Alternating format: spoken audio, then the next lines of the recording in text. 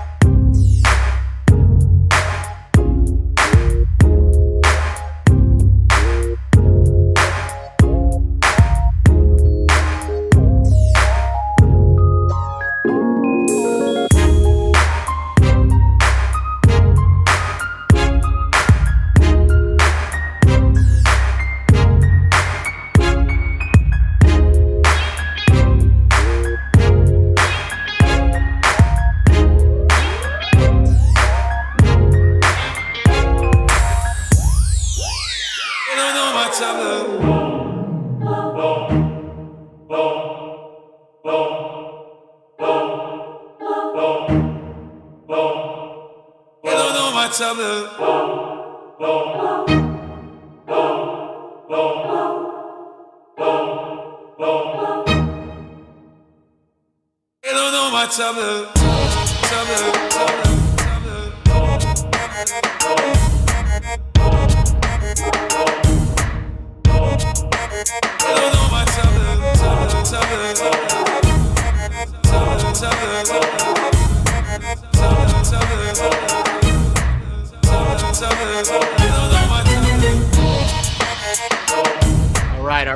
family. Coming in loud and clear.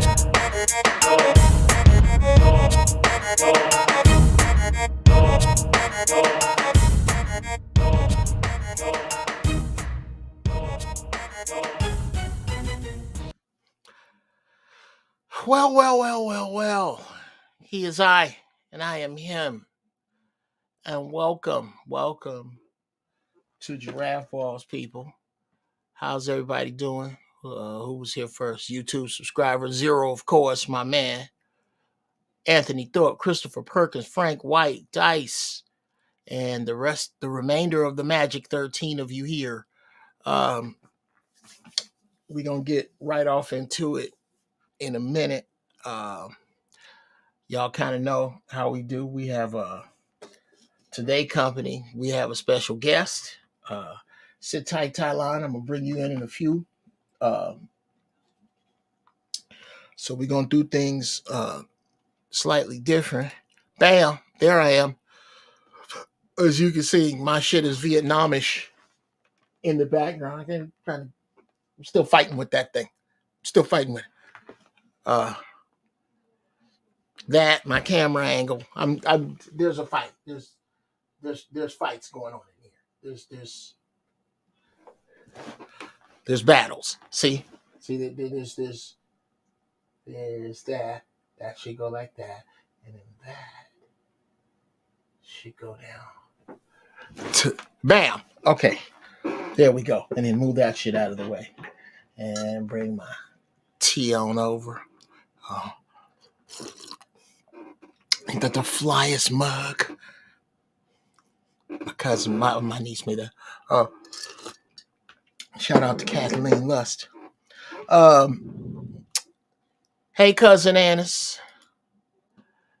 Good to see everybody piling in.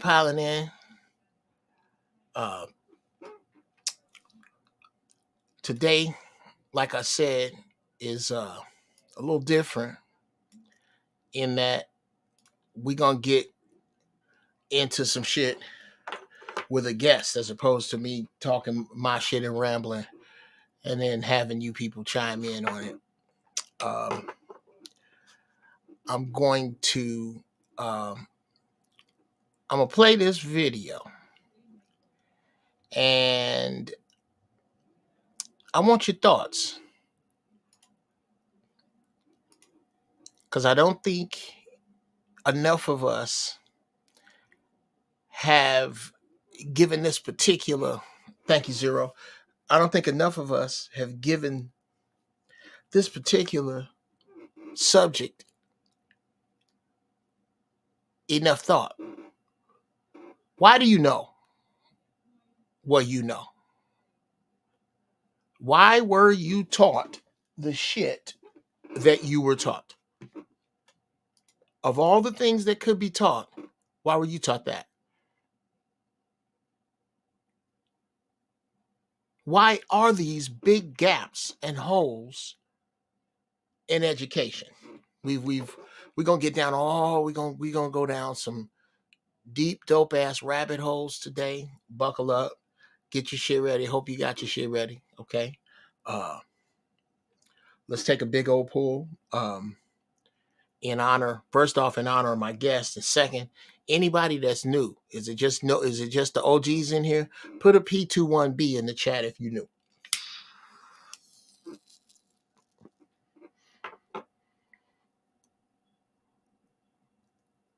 I cut that in with my other shit, Tylon, at the end when I make my snippets. I cut me blowing the smoke into the thing.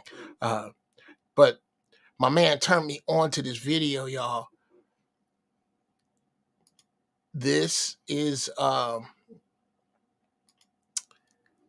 this video is basically proof of the rumors that we all grew up with, that we all heard about. Now, so as not to get into no shit, from zero, let me put some music up onto this one. Which one should we go with, people? Which one should we go with? This is some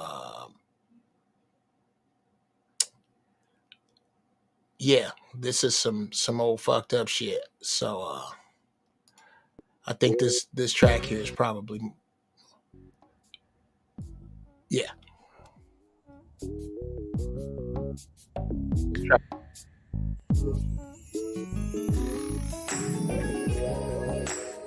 because this is some truly dumb shit you're about to watch, ladies and gentlemen. Peep game. Rockefeller made sure to get the better end of the bargain. He would donate his great wealth to the creation of public institutions, but those institutions would be used to bend society to his will. As every would-be ruler throughout history has realized, society has to be transformed from the ground up. Americans in the 19th century still prized education and intellectual pursuits, with the 1840 census finding unsurprisingly that the United States, a nation that had been mobilized by tracts like Thomas Paine's remarkably popular Common Sense, was a nation of readers, with a remarkable 93% to 100% literacy rate.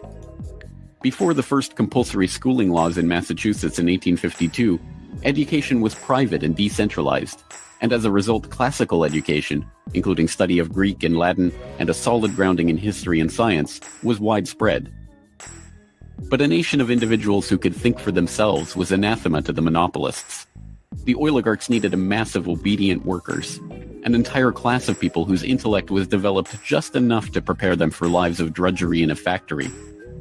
Into the midst stepped John D. Rockefeller with his first great act of public charity, the establishment of the University of Chicago. He was aided in this task by Frederick Taylor Gates, a Baptist minister that Rockefeller befriended in 1889 and who would go on to be John D.'s most trusted philanthropic advisor.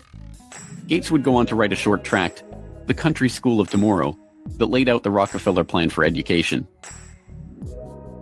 In our dream, we have limitless resources, and the people yield themselves with perfect docility to our molding hand.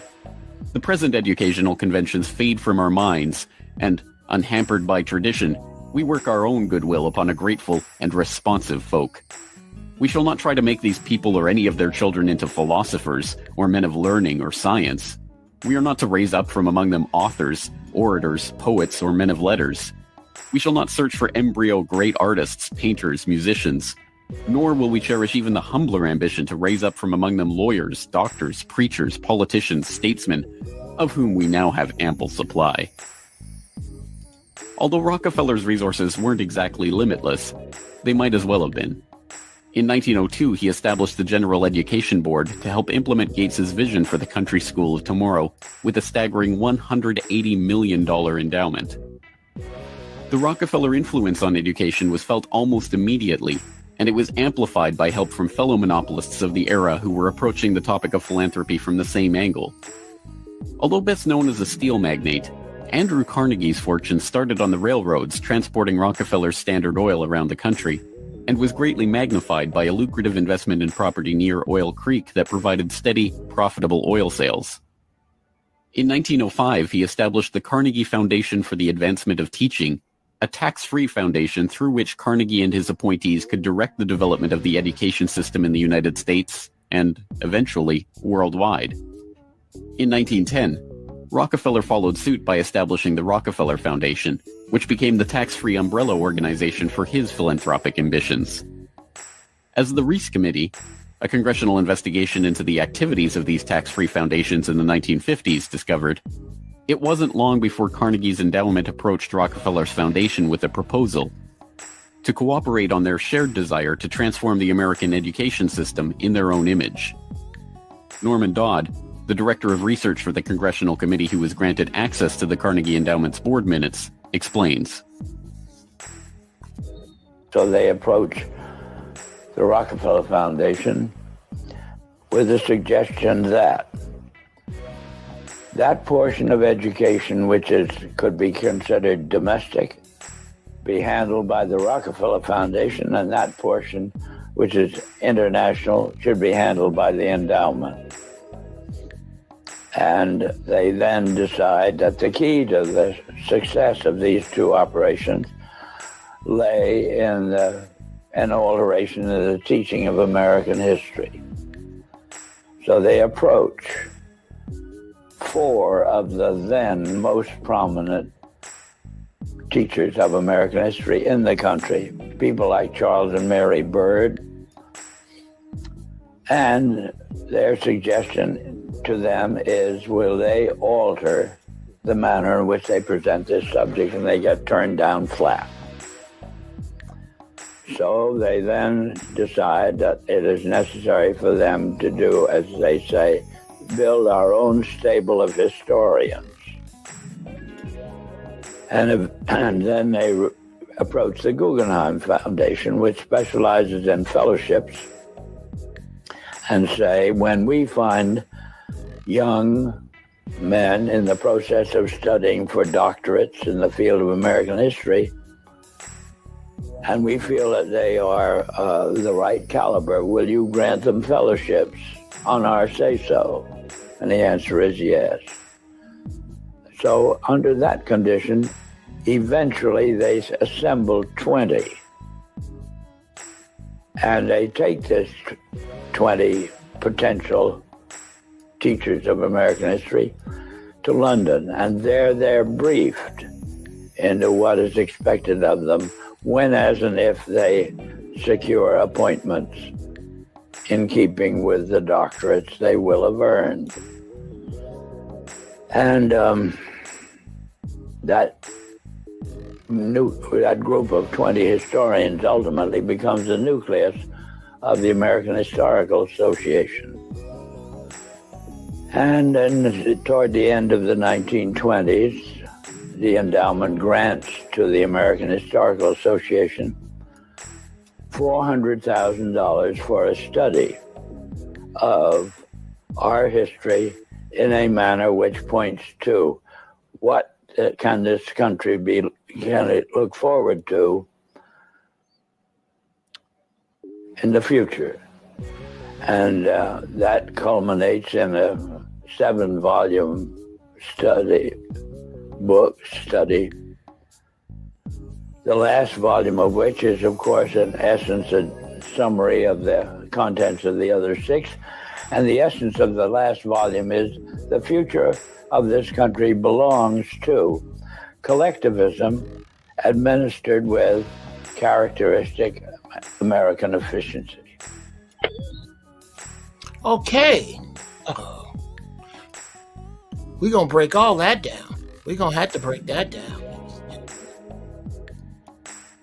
Charismatic American efficiency. Is that what I think I heard? Well, ladies and gentlemen, to help me get down with this is a brother I had the pleasure of running into on No Man Monday, which is, if you are not on power357radio.com, you're going to need to have to tell your uncle why not, because it don't make no sense.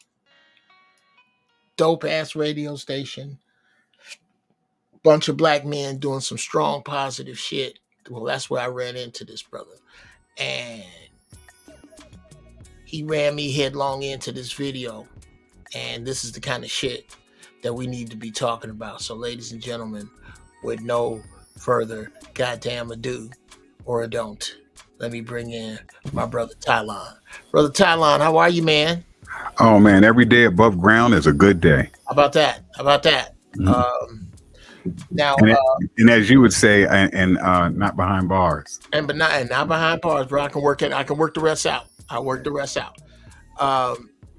Good to see you, brother. Good to finally get you on the show, and this will hopefully not be your last time. Young Bucks, I'll try. pay close attention. This is another Jedi. This is another one who, when you watch the sci-fi movies, the elders that sit on the council of the young fuck-ups, it's in Star Trek, it's in every movie, the shit hits the fan, somebody fucks up, and then this council of elders in the future, well, this is definitely one of them. That's huge. Thank you. Bro. And go into your show, man, to let them know what's happening, what you do, your whole get down. Well, I'm a filmmaker. I'm an activist. I'm a mentor. I'm also an entrepreneur. I own GoPro Radio, one of the fastest growing networks in the galaxy. I also own the Iron Metropolis Film Studio, which is putting out more mind-nourishing content with Black actors, Black directors. My focus in everything that I do, I put Black people first. I always look at the shape that we're in, and that's why this is an appropriate topic to talk about, because he who controls the diameter of your thinking controls the circumference of your actions.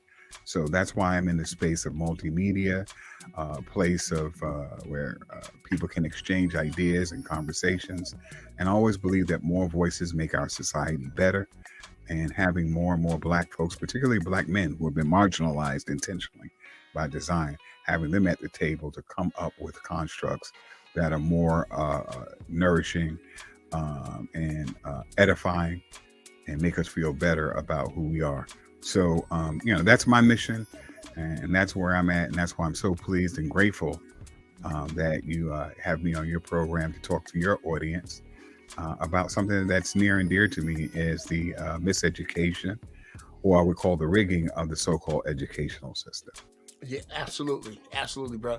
Now, a bit about education. I'm gonna take it that you grew up here in America, in a particular inner city. Yes, I was born in Harlem, but I spent most of my educational experiences in Brooklyn, in East New York, Brooklyn, and in Brownsville. I went to public school 213. Right after public school 213, I went to junior high school George Gershwin, and after Gershwin, I went to Thomas Jefferson. They're all in the same community. Folks who are listening to this and from Brooklyn, they know exactly what I'm talking about. Sure. And then I dropped out, and I got my GED. And then after that, went to Howard. And then after that, went to Medgar Evers Community College. And, the rest is history. But I always knew that the educational system did not speak to me. And I didn't understand why until I read Jawanza Kunjufu's Countering the Conspiracy to Destroy Black Boys. It put into words what I was feeling. And I think that was the same thing for most of us who kind of experience things, and there's no words you can attach to what you're experiencing until, you sit with the scholars, through reading their literature. And there's a whole series of books that I really urge your audience and anybody to grab these books before they burn them or remove them, shadow ban these books. And it really goes into, what the experiences are like for many Black folks, but particularly and especially Black males, because we are seen as the threat. We are seen as, the leaders, the providers, the protectors of the community. And that's why we start to see the shaping of the scam, which is called the current educational system. Okay. Yeah. While you were talking, I brought it up here. Me put this up for us here. Now, how did you run across? That was my whole point for bringing up the excellent book. Yeah, I see it. Oh yeah, that's the book. That's the book right there. Yeah, that's one of my favorite books. One of the first books I actually read page to page. I mean, from cover to end, more than 5 times. Wow. Yeah, Okay. because you just got to absorb. And I use it as a reference because where we find ourselves today, Brother Brown, is not happenstance. And if you weren't born, like I was in the '60s, you don't get a sense of this pattern that is repeated. Right. And so a lot of folks who are kind of like born, you hear people say I was just born yesterday.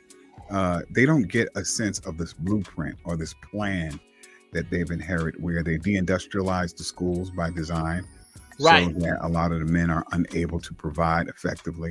They flooded our communities with, drugs, where you had to either use them or sell them. And so, fast forward to 2023, the disparities that we see all over, and particularly and especially in the prison systems, which I'm currently working on a film. It's called Disappearing Freedom: The Decline of Justice. And it focuses on the wrongful conviction crisis, which is another thing in our community where innocent men are plucked out of the community and given 25, 30, 35, 40, 45-year sentences for crimes they did not commit. So, we and a lot of these folks, by the way, I've been to Shawangunk, Ossining, I've been to Rikers Island.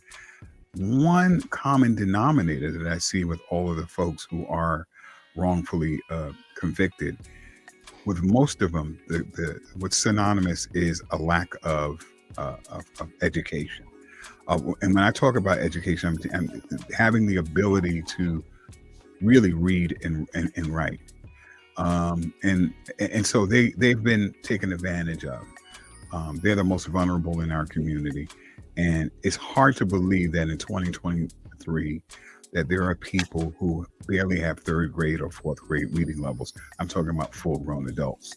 Well, I think that, and again, I wanted to get more into the design.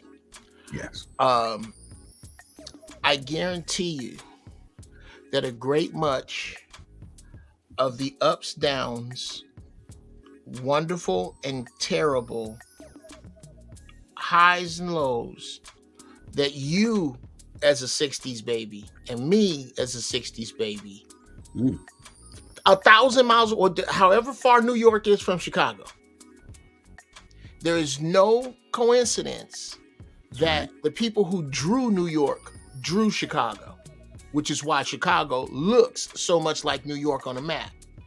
There is no, by that same level of coincidence, the same group of people, or at least from the same schools and in the same hallways, came up with this system of education that you and I both, more than likely, were undernourished and then put up against those who were higher nourished and made to look inferior in comparison to.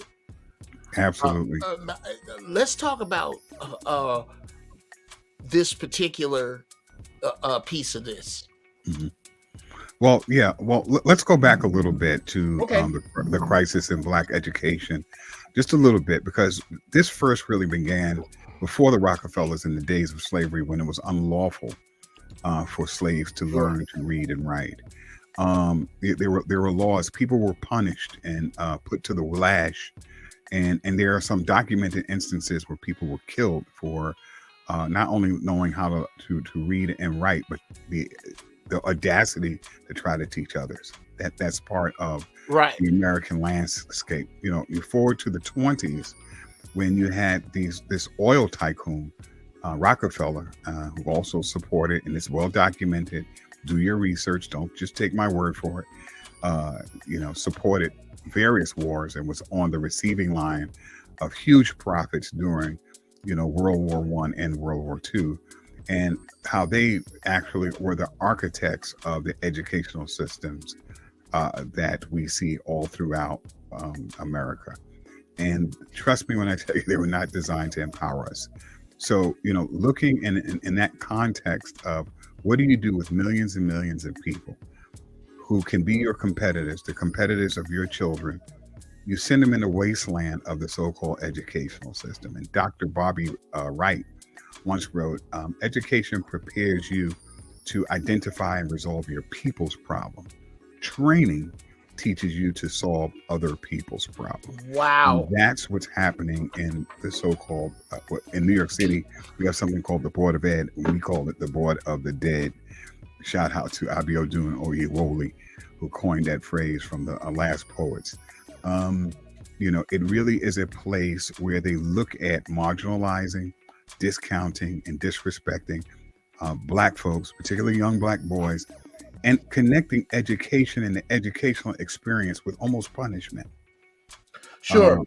As opposed to, education, and of course, this root word, Latin word, means to bring out of someone that is already within you, that information and that understanding that you are born with as part of your hereditary, your inheritance, your Right. DNA, right? Right. And You don't what's just happening- water the ground and make Yes. flowers grow. You got to Right. water the seed. There's a seed in there. Absolutely. So, what we really see across this country is that muscle, that instinct, that information that is within you is destroyed systematically over a period of time, where we start to look at European art, European works, Shakespeare and all this other kind of stuff. And there were civilizations way before Timbuktu. And we're not just given this information about really who we are, so we don't become empowered and then have this just innate love of learning. If you also look at the way schools were, even in the 20s, before the so-called educational system was in, we knew more, we learned more in the dirt, So, a lot of times, when you talk to educators today, they say the number one problem is finance. I would say, we could do better, of course, money, but I think there is a will to develop institutions that nurture us and just tell the truth about, who we are and where we need to go. Well, dude, and you know what? I hate to do it, but I'm gonna start interrupting you, and I tell you why. Mhm. Because you just drop nukes and keep it moving, Yeah. and I'll forget. Thank you. Let's go back a little bit Okay. to the purposeful removal of student ability to learn shop, like the purposeful removal of shop class. I remember going to machine shop, automotive. Okay. Yes, There's a whole automobile in the middle of the class. there was a car in the center of the damn class. Yep. And I remember falling in love and figuring out, because I always did have a love for cars. So, this is how they work. People actually make these parts. The first time that I had no concept. I didn't even think. Where does a faucet come from? Where does the little parts, the little metal parts I see around me, where do they come from? I like to play this game with young kids while we outside. I go, okay, I want you to point to anything you see, and I will draw you back a line to a millionaire. A blade of grass, some trash, a street sign, anything you see, there's a millionaire there. The problem is, in the words of KRS-One, you have not put yourself in that picture. I think we need to speak to the us in the bigger issue. There's a bigger issue here, and that is that the power elite has lost its use for workers. So now they treating the common white man like shit. So what does that say about you? What say you to that? Well, I mean, I think you said it all, really. Even in the question, it's like when whites get a cold, black people catch AIDS. You know, we Yeah. just have it so much more worse. You know, when the system decides that they're, you know, when we reach what's that word, inflection, when automation takes over and there's less need and use for human beings, you know, what do? In New York City, you know, we have 2 McDonald's that have no staffing. It's all automatic. You order it on your app. The food is being made in the back by computers, and you know, and they all come out. They're doing away with currency. Like, I mean, you said it. You know, there's less and less need for the, you know, the manual labor. Everything that is produced outside of the country. And, you know, we have military bases all over the world. We can pretty much take what we want if someone else produce it. And another thing, if I can go back a little bit, when you're talking about all these incredible inventions that black folks make, can you imagine the ones we don't know because it was illegal for them to learn how to read in some places that invented things and could not patent them? How about because it was illegal? How about you hung time travel from a tree? How about I like implementing the half rule. What if after I'm gonna go all the way up to the mistake of integration. Say that again. What if only half of us didn't sell crack? What if only half of us didn't buy it? What if only half of us didn't go to jail? What if only half of us didn't wind up dead? What if you only redlined half of us? What if you only hung half of us? What if you only mistreated half of us half the time? You'd be conquered by now. You'd be conquered by now. Which is why I believe that even in spite of all of this, were we to have done this, coming up on 500 years, if we were to oppress white people for 500 years from tomorrow, in 30 years they disappear. They disappear. They don't have what we had. They don't. It's clear. That's not a. I don't see that as a bigoted statement. I don't see that as a. It's just the facts. It's a fact, bro. You know, unequal education outcomes are just strictly attributed to, you know, what you pointed out, including, you know, the origin of this design that we're talking about on this program. The program is working fine. We say it's a failure. We say, oh, the educational system is failing, it's not working. It wasn't designed to work for you. It wasn't designed with your best interests at heart. We are the only people who deliver our young minds to the enemies of our people, the people who are sworn to, you know, oppress us and, you know, have the highest of contempt for us. And then we complain when, you know, it's not working, or they don't have enough books, or they're not teaching the right things, or they're not including this in their curriculum. I think what you mentioned in terms of how segregation versus, you know, integration, you know, issue, we lost a lot with this being integrated into, you know, this very oppressive system. We had more wealth, we had more land, we were better educated when we weren't integrated, when we could see teachers and firemen and doctors and nurses who looked like us, and how empowering that was. We were able to achieve you know, higher heights. So a part of it, you astutely pointed out, is the model of, you know, inclusion into a system that, you know, holds us in contempt. Well, again, bro, I guess the best thing to do is when you fly over, just fucking take cover. Cause shit, to go back to something that you were just talking about, I think our models of possibility were built on survival. This is why uh,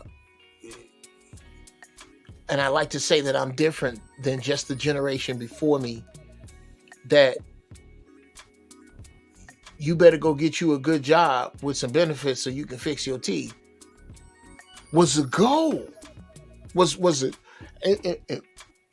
It's here's what it is.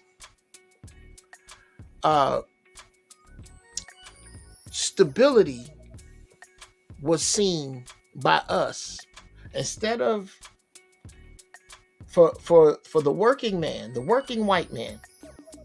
Stability is a touchdown. For the power elite, stability is a first down.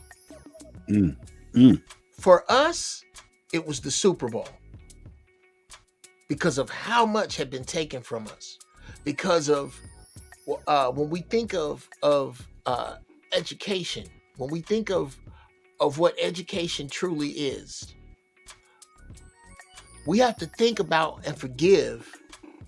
You Tylon, people our age, we got to forgive Big Mama, because my Big Mama's grandmama was a slave.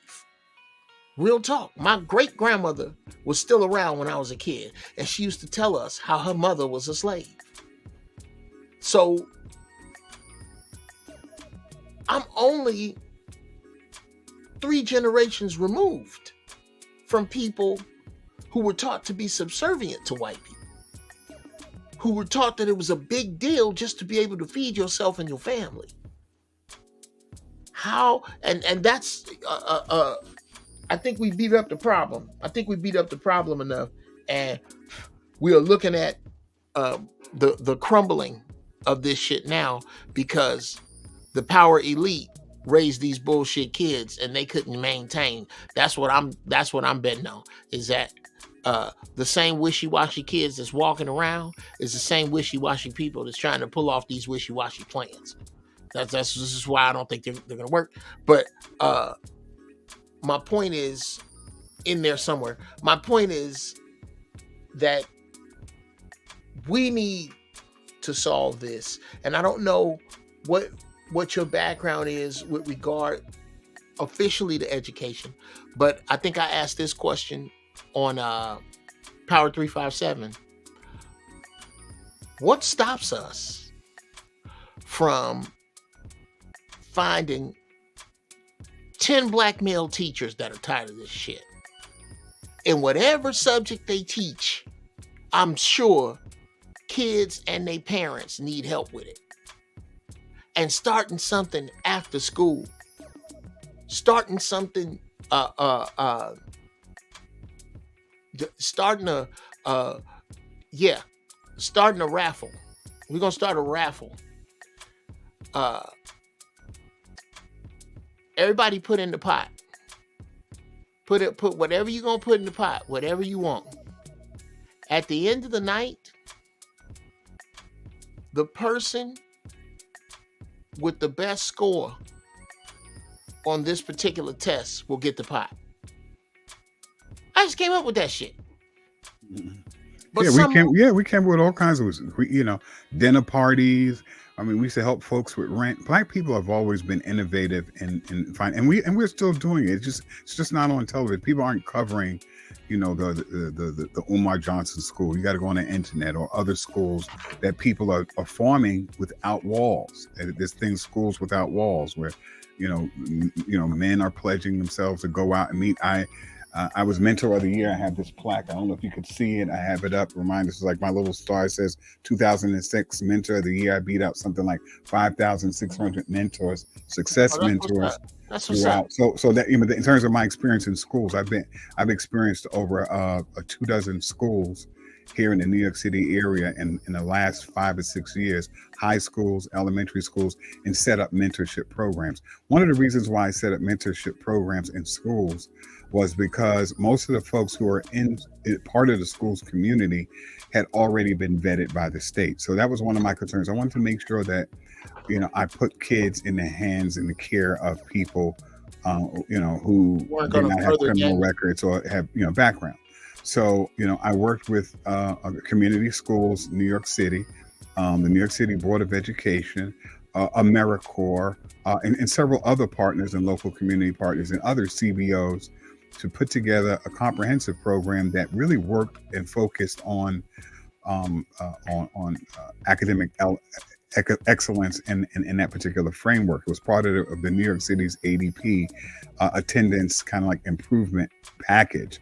So I kind of married, let's get kids back in school with this whole idea of mentorship, with a mentorship model that works. We have a lot of data that says that if you really want to get the kids in school, it definitely have to be social, emotionally based, and it also has to be something that feels authentic, to young people and designed around mentorship. Having somebody really care about their academic growth and development, and we find that is incredibly effective. But guess what? When something is effective in this system, it's marginalized, it's discounted, it's discredited, it's not funded properly. And so, to your comment in terms of can we do that, I'm sure people are doing it. But what's making it even more difficult is that capitalism is on steroids right now. So, like I was raised, and I don't know, this would be an interesting conversation because I never asked you about this. I was raised by a single parent, but it was the father, it wasn't the mother. My father raised 12, at one point 13 of us. I'm a twin, and I'm the youngest. I have a twin sister. She's 7 minutes older than me, but she thinks she's 7 years older than me. Shout out to Tyona. And she's an educator. She's a principal. You were the last two. Yeah, she's the principal of the High School for Excellence and Innovation. We all love education. We understand how important and how integral that is in terms of our salvation, in terms of how we can really turn what's going on in our communities around. This campaign that we're on is about hearts and minds, and that's why your program is important, because you're talking to people, you're reaching people, and you have an opportunity to transform perhaps, or even the entire trajectory of somebody's life. So, being in those kinds of spaces are particularly exciting to me when I understand and I see that there was a blueprint on a chessboard. We're playing checkers, but they're on a chessboard who always seems to have these moves already planned out for us to circumvent any progress in the way of making us competitive and self-sufficient, because we really don't need them. We really don't need their system. Their system has proven time and time again to be poisonous for us. And we understand, like I said, this system was never designed to empower Black people, period. I don't care what it is. The educational system was not, the legal system, the monetary system, it's not for us. We have to develop the word system only works for us when you think about the group that made Don't Disturb This Group. Other than that, and that was a mixed group, right? They were I know them, yeah. Right. And boy, God damn it, funky album. Anyway,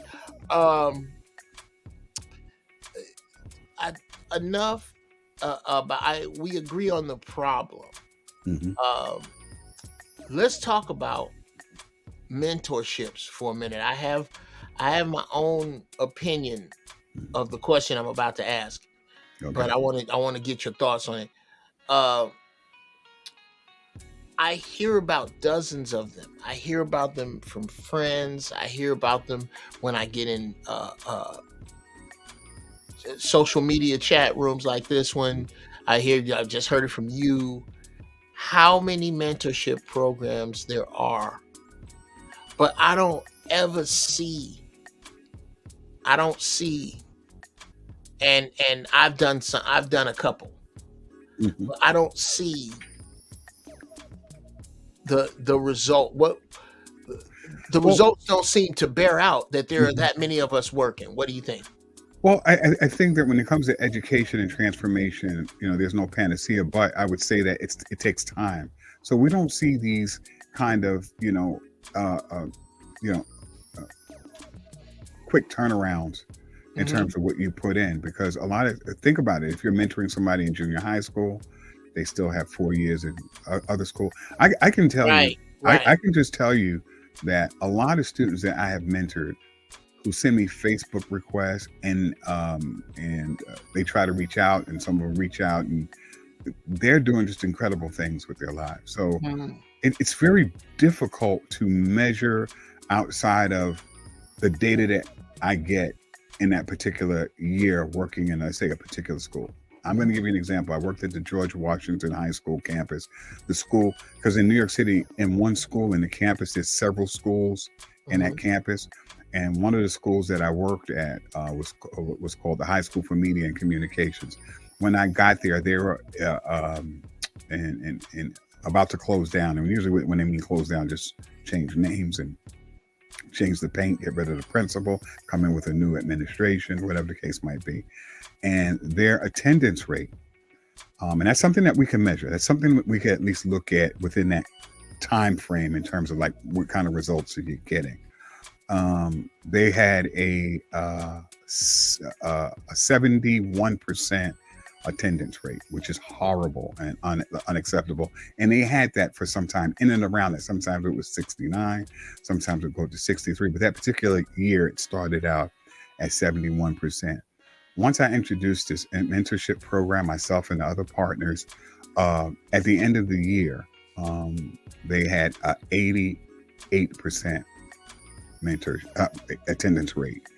And we really laid that at the feet of the mentorship program because we strategically targeted the students who were not showing up for whatever reason. And that means we made home visits, we made calls. On top of that, we actually inspired kids to come, and they want to say, well, what's different? And, and really look at some of the underlying issues as to why they didn't show up. And sometimes there's small issues like, they didn't have clothes or they're having other, challenges in the home. Right. That if we looked at students and we looked at schools as community oriented, where we looked at the whole student, not just the student in the micro, but the student goes into a house and they have parents and what's going on with their parents, and kind of had that holistic lens where we can help someone get a job, which, I helped a lot of folks get employment because that was an issue. With one student wouldn't show up because they just didn't want to get teased and picked on because they didn't have the kind of gear or the same clothes. Right. Or they would get laughed at because they were wearing their sister's clothes or their brother's clothing, and people would point that out. So for that embarrassment element, and then it was just a whole host of issues. That was just an anecdote. But if we just look at it dynamically, and we treat people not with this one size fit all approach, there's tremendous transformation in terms of what could have been versus what actually happened as a result of young people coming in contact with mentors. Okay, let me stop you there. Mm-hmm. Because one, I'm gonna yes and what you're saying. Number one, it's kind of foolhardy to plant in April, and you're gonna plant on April 1st and try to harvest on April 30th. Right. You gotta let it grow. Great analogy. And what we are looking at is what was harvested from taking fathers out of the home in the 70s and 80s. This is the harvest of that. What I think also is that the fact that I can barely see the results of mentors is not only a product of, or not even, you can't even look at it as a product of the mentorship failing. You have to look at it as what a fucked up situation this is.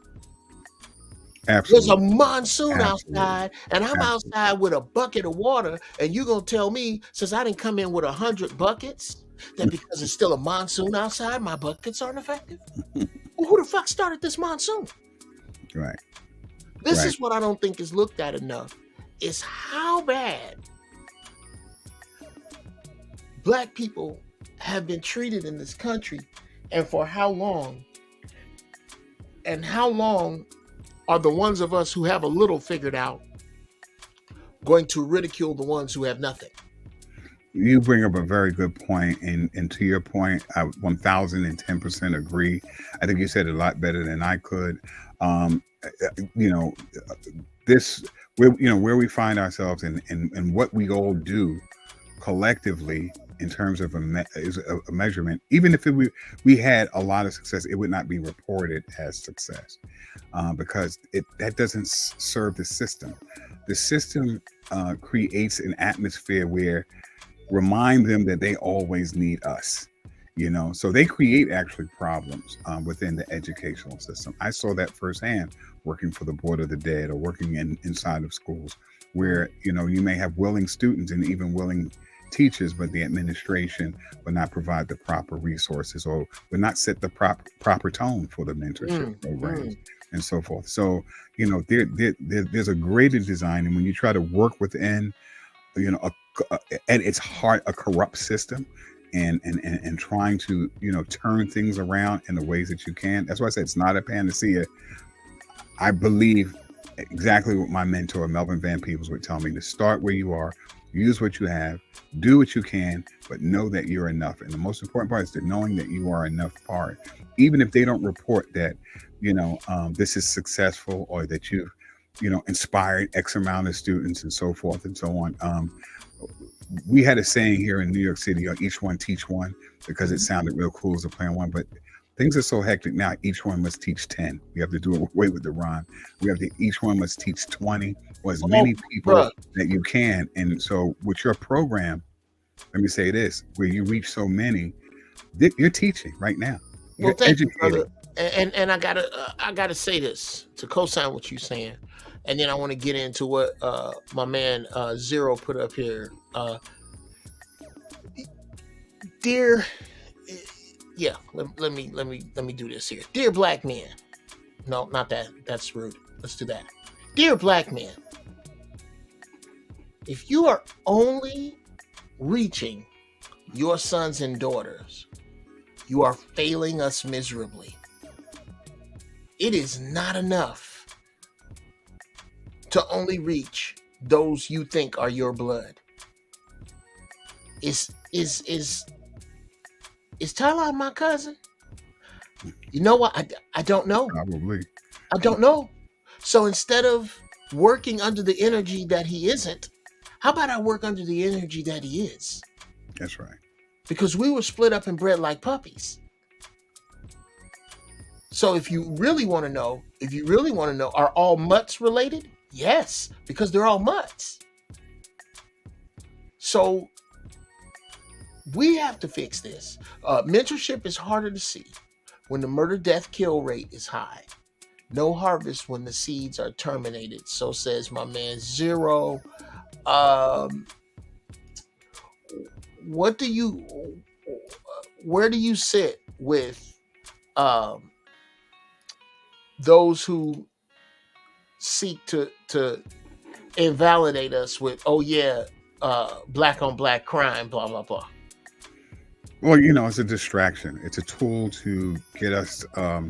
Everybody know when people have more information, when people are empowered with, knowledge of self, you function different. I said it very early. He who controls the diameter of your thinking controls the circumference of your actions. So if we change the minds, we can actually change much of what we see in terms of the violence. But no one talks about white on white. We just saw Murdoch trial where he killed his wife and his kids, right? It's kind of big. White folks kill people who they are around.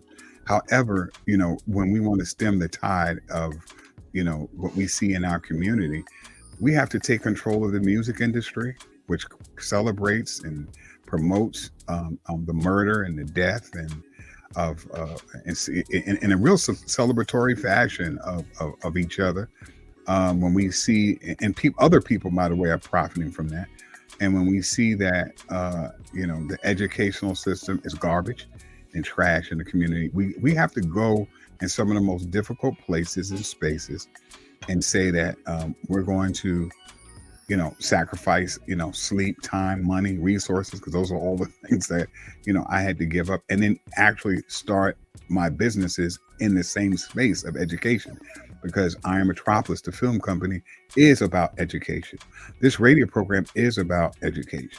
GoPro Radio is about education. Being where you can, like I said, reach hearts and minds is so important today, because we can really stem the tide of what we see in terms of, our Black and brown brothers and sisters who are, killed too soon. Now, when you say stem the tide of this, how much of this do you really think that we could change? As in, and I'm only bringing it up that way because that's the way the negative bring it to you. Well, if we just do that, they finna.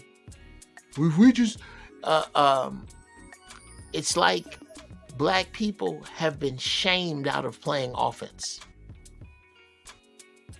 What say you to both of those? The fact that we're shamed out of offense, and how do you think we move forward? What is the answer? What is the movement forward? And then I'm open doors. Well, I'd be a trillionaire if I had the answer. And I said this earlier, that there's no one panacea. But one thing that I think many people can point to is this very flawed educational system. And this system that, and they've already coined the phrase, school to prison pipeline. People already know what it is. I mean, there's been a lot of studies that provide a lot of information with regard to the failures of the system. And, there's some people who say the system's working fine because they're profiting off of, the blood in the streets. They're profiting off the prisons and how much money being made. Entire communities exist just based on, certain prison systems and upstate and here in New York City. It's horrible, but still we persist, and there's like this magic bullet. Unfortunately, it doesn't. We have to literally start where we are. Like, I'm in education, and I'm a filmmaker, and so I craft images and ideas and concepts that's nurturing and powerful for Black folks, and try to get out this information. There's people who are, cooks, who are bakers, who can put together, events that fundraise and can help, with your program that you have. So it's about us really looking and changing that concept of just, myself and the people that I know, to more of the village. Like, we're responsible for each and every one of us. And I think changing that and having people see that and bringing that back, because it wasn't like this in the 60s. There was a sense of community. There was a sense of connection and connectivity that has been lost. And once we reconnect, oh man, we're going to change this thing. Almost, it's going to feel like overnight. It really ain't gonna take long once it gets cracking. No, once it gets cracking. So we have to do, this is the hard work, because in every job, let's say if we're going to build a building, right? Jeff, you and I say, okay, we're gonna build it. The toughest part is going to be groundbreaking, right? It's going to be digging as deep and stuff, building the foundation and all that. That's the toughest part. But and that's really where we are, because we have to, in a sense, start all over, because during the 70s and 80s, a lot of our folks sold out. They got jobs, as opposed to, fighting the system of white hegemony and capitalism. They cooperated with it and they embraced it. Well, it doesn't work if they don't. Here, before I bring the doors of the church open, here's something I think you might enjoy.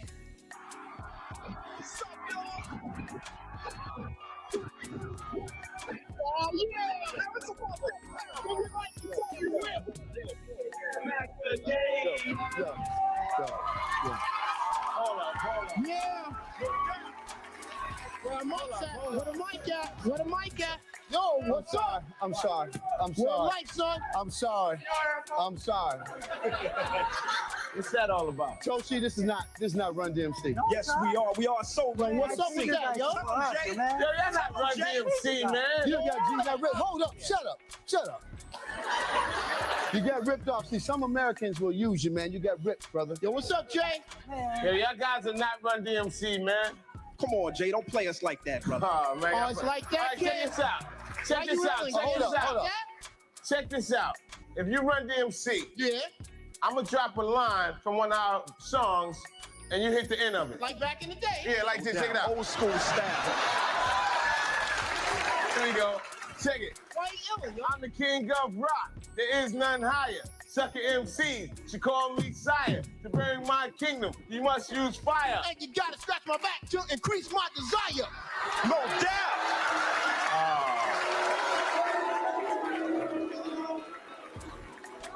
One more. Give you one more shot. Check this out. 2 years ago, a friend of mine asked me to say some MC rhymes. So I said the rhyme I'm about to say. Peace to Larry Holmes, cause the kid don't play.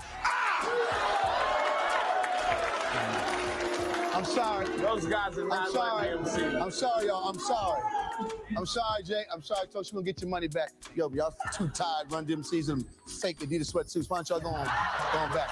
Yo, you going back. Thank you so much for coming out. Going back. Your name is more than New York, man.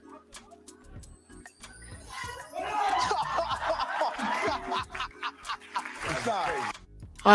From a time long ago, man. That was you? That was me. Yeah.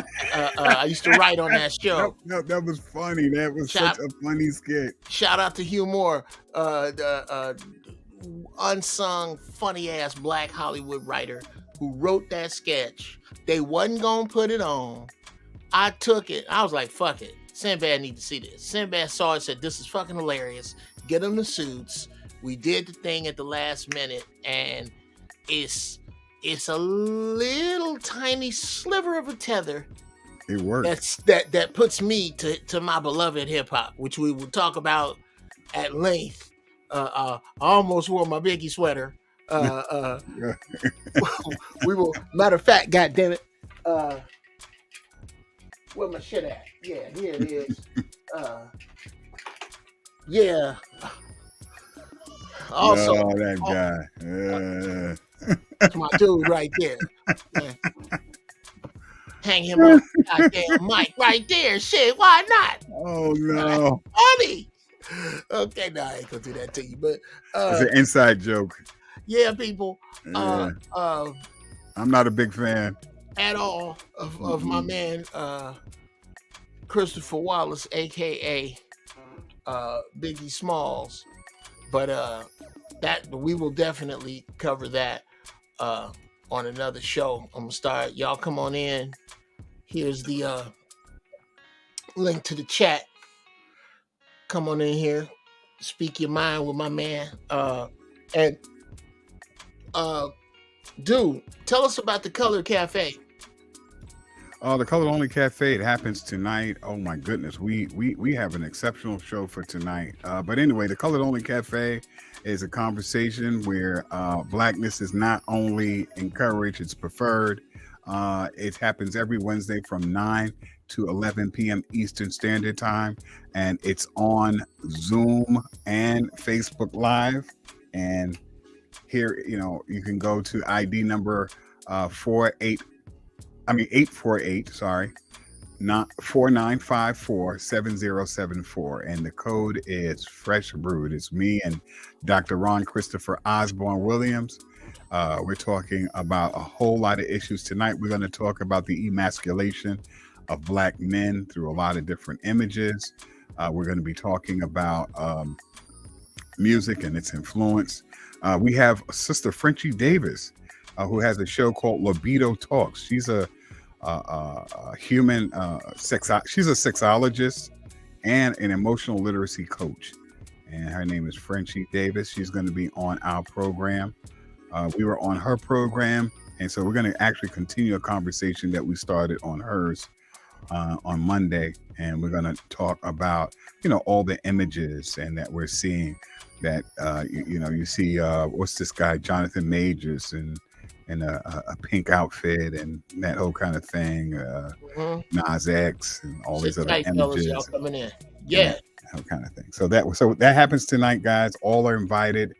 Even if you want to send me a friend request to make sure you get the information, I'm Tylon Washington, just as is on Facebook, or you can just check us out on Facebook Live at the Colored Only Cafe. Well, cool, man. Well, with that, let's and I'm gonna try my best to be there, man. Yeah, please. I think this is gonna be a really good conversation tonight. Oh, yeah. We're gonna need your wisdom. We're gonna need your leadership and your wisdom there. Well, brother, I'm gonna try my best to bring it. Coming into the room, wow, they popping up are a few of the cats, man, that frequent the show all the time. Shout out to young Jedi Johnny West. And then what's going on, nephew Dice Iverson? What's happening, man? Peace to the balls, man. Hey, man, it's been a minute. How you doing? I've been doing a lot, man. Like I was saying, like when you was saying about the school, yes, and sir. I was like, I got a school right now. All I need is y'all. Okay, I got this group on Facebook. You go to the group. I read this book called Dr. Robert Glover's No More Mr. Nice Guy. And I'm trying to kill a lot of birds with one stone. And if everybody will get that book and check it out, you will see what I'm talking about. Well, do me a favor. When I was in the Stop. Hold on. Stop right there. Do me a favor. Type the Facebook link in the chat as one entity. Just the Facebook name, the Facebook where we can like cut and paste that link, and then type in the other information about the book. Okay. So as soon as you get through talking, type all that in. Okay. So now, as you were saying. No, I was saying like the group is like when the book came to me, like I'm just one of them people that just in my hood, like I be downloading books and I put them on my zip drive. And then, I was downloading a lot of self-help books and I came across that one, but it just sat on my zip drive. And one day I just decided to read it. I started with that one and it changed my life. And I had to grab certain people that I mess with and sit them down and read it to them. It's like 9 chapters and it'll change your life. Like my girl right now, not to put her business out, but this is a testimony. Like I was with my baby mama for like 23 years and she just grew for the worse. And then I met my girl who I know now, like she was in the neighborhood, like on drugs and around, and she was around me and I had read the book to her. Like she at work right now. Like she don't do none of that no more. She doing good. Like we be trying to pull people in and try to, I ain't saying force the horse to drink, but if you can take time from your distractions and your 24 hours, if you can take a little time of your distraction and just sit down and read a chapter of that book, it would change your life, I swear to God. Well, Joshua Pate says he's in the middle of listening to that audio book every night. Yeah. Do me a favor, like I said, type it into the chat so I can put it up here. The name of the book. See, that's his first one. That's his first one. And the second one is Dating Essentials for Men. It teach you a lot about dating. Like he said, dating ain't been around that long, really. And he was like, sometimes when you get in relationships, y'all fuse. Y'all fuse together. It's like y'all stop doing what y'all was doing, which attracted each other in the first place. And once you learn it, don't fuse. Like, let your girl do what she do that made you attracted to her, and she allowed you, let you do what you do that made her attracted to you. You can't fuse, and that's when the relationship started going stale. And so the main word is powerful. Okay. And the book that he recommended was David Data's Way of the Superior Man. Way of the Superior Man. Yeah. Okay. And I ain't read that all of it yet, but I'm gonna finish it. It was talking about some powerful stuff about manhood and stuff like that. Okay. Well, question. When you said that you need us to come to this Facebook chat room, tell us what you would need from us, and then Tylon, I want your thoughts on it right after that. Sit tight, Johnny. I got a question for you. See, somebody that I know, an older dude in my hood, he was like, "You're not gonna get government funding with that name, because the name of it is Gangsta Nation, not GANGSTA, GAINSTA, because we trying to gain every day. If you're not gaining, what are you doing?" So that's the name of the group. You come to the group, like that's the first class I want to teach. Like I already put up the videos. You can just watch the videos, listen to me read it to you. Or you ain't gotta watch the video, you can just listen to me read it. Or you can pause me and read it yourself. Either way, it's 3 ways you can get it. Like that's the first book I wanted to start with. And then I was gonna go into the manipulated man classes, but I gotta get people in, because just think of how we'll break the algorithm. We can be able to really make our own app. But I just wanted to see if this will work, like depending on how many people in the group. Say like if I get up to like 10,000 people in the group, and every last one of those 10,000 people send me $1, I will have $10,000. But it's not just for me; it's for everybody in the group. Like we probably hit this cash. We hitting like I'm telling everybody we hitting like 10 cash outs today. Everybody send $1 to this cash out, and then I'm gonna check with them to see did they get the money. And that way you can go take care of your legal business. You can go get your guns. You can go get your house built. You can get your car. This is how we operate. Okay, you're talking about a hold on. What you're discussing is a communal economy. Yeah. And getting back to the ability to work outside of the dollar. Now, sit tight, Johnny West, and then you, cousin Annis. Brother Tylon, with what my man is discussing, what Dice is talking about, right? Give that as basic and as sophisticated a model as you see fit to how we can make something like that work. Well, he has to recognize that what he's doing is smart and already working, and try to stay away from government. When you try to parlay for these government fundings, they will remember this system. Keep in mind, was never designed to empower you and your people.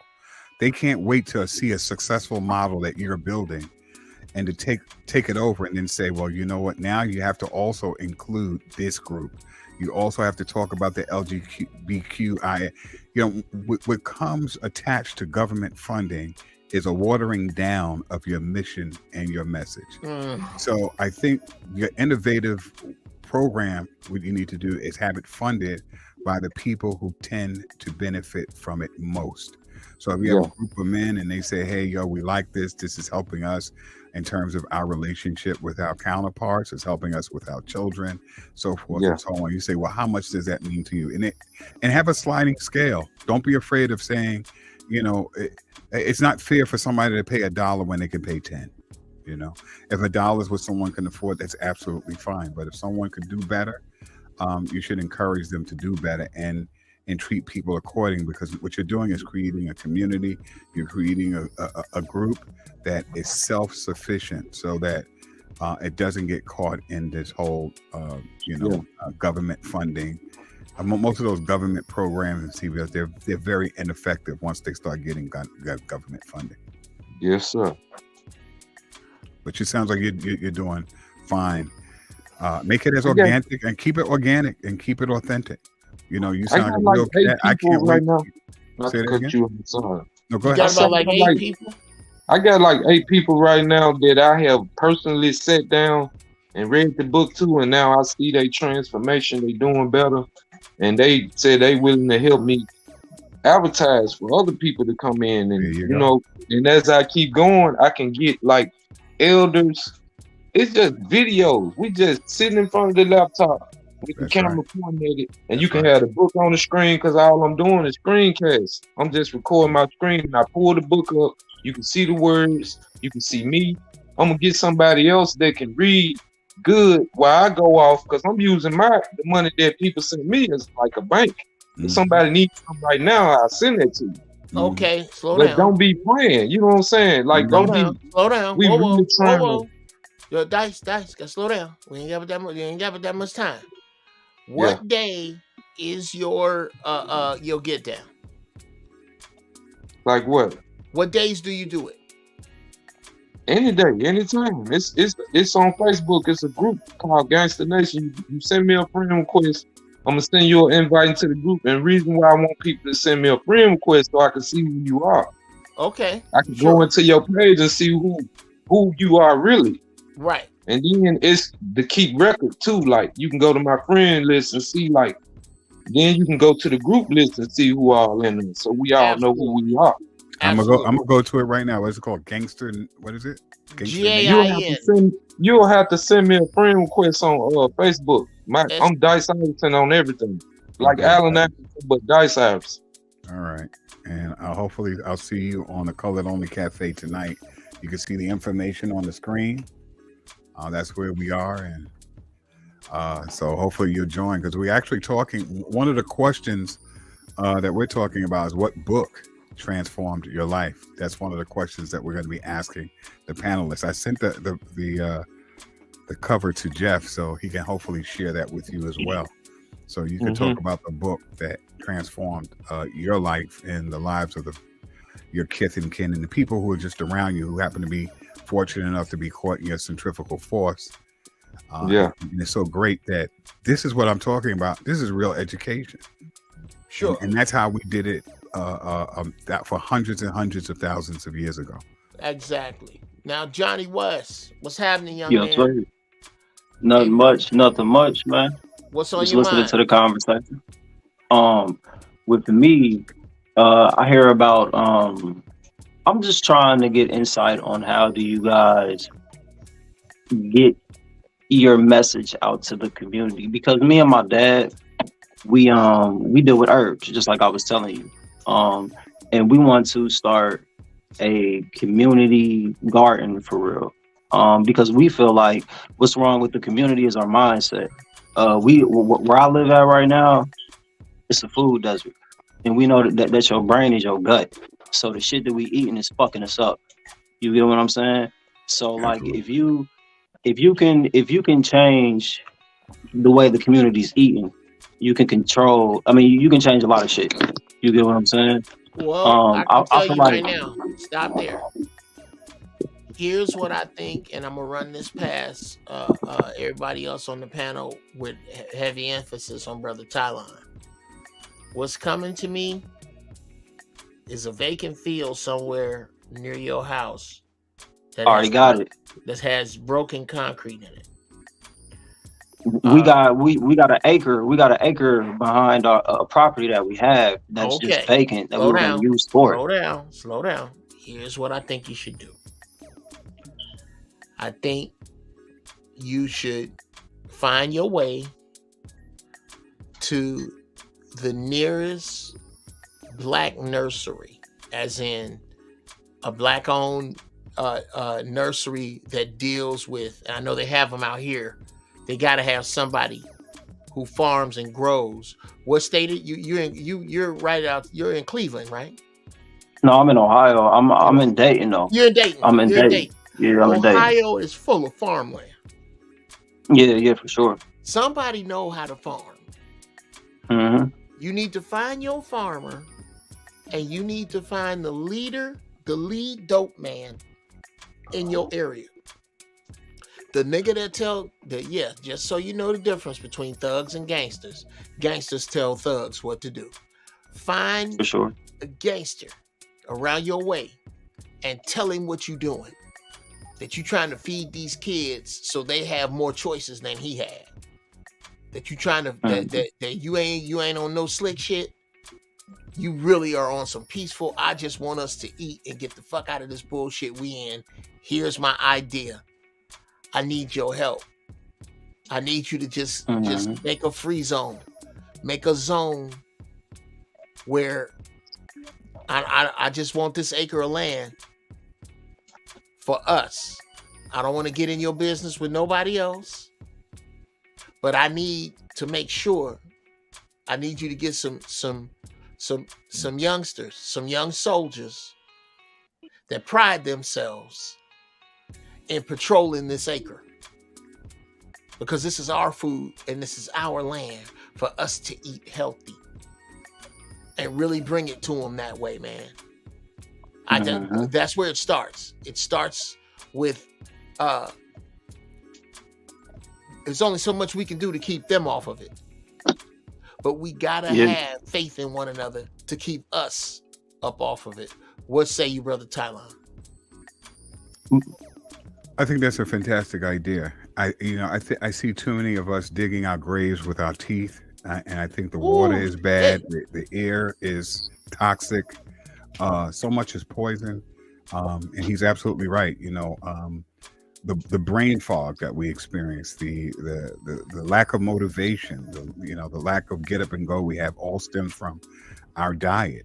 I know how to get rid of all that too. I know how to get rid of all that. Yeah, and I mean, 85% of the food in most grocery stores are toxic and poison and chemicals that other countries don't even allow to be sold to their people.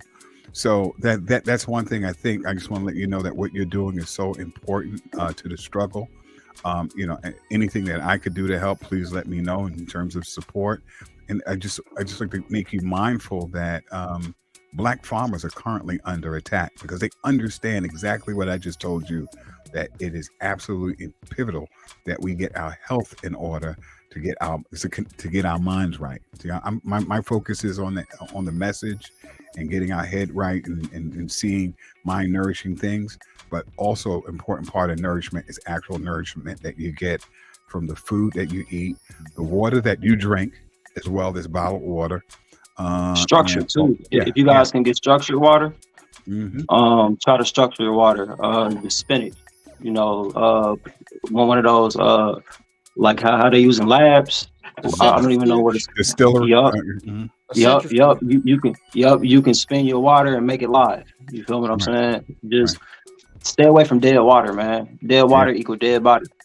Absolutely. And there's an article that I'd like you to check out for the Center for Health and Law and Policy, and it will show you exactly what I'm telling you, that the government will not support. They help white American farmers, but they do not help. In fact, the government helped white Americans steal from Black farmers. So that's a controversy. We all know about the controversy about what's going on when they're trying to steal the land of farmers.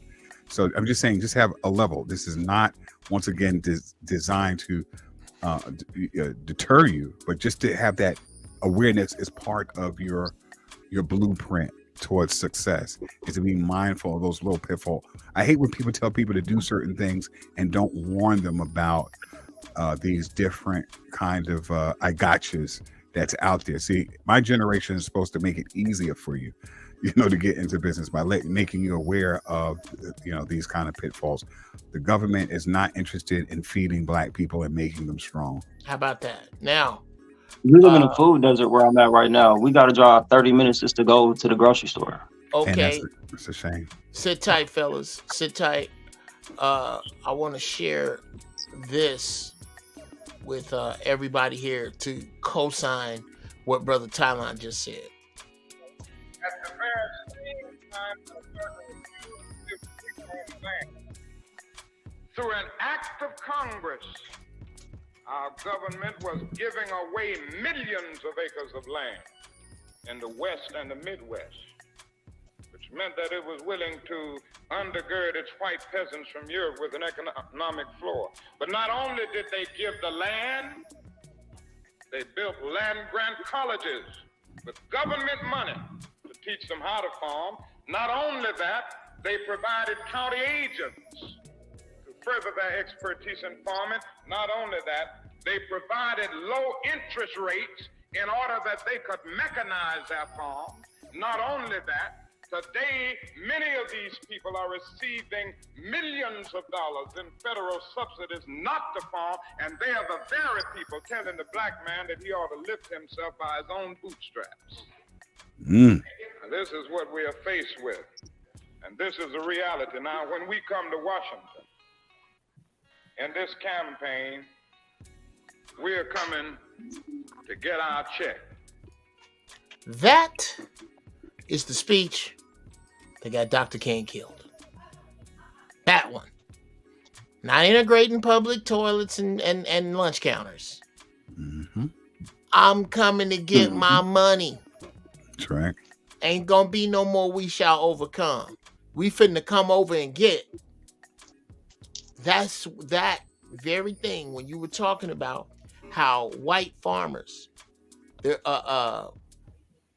have always stolen from us. This system has always stolen from us. And the slick shit that they used to play is listen to the sound of this. We've all heard it. It's the system, man.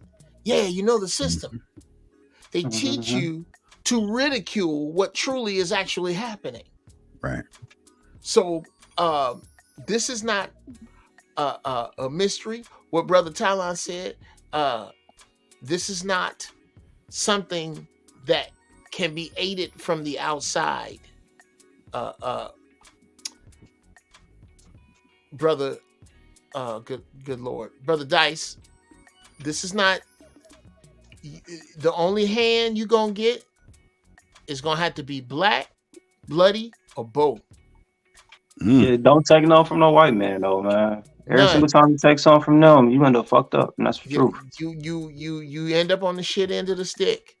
And let's be clear about white man.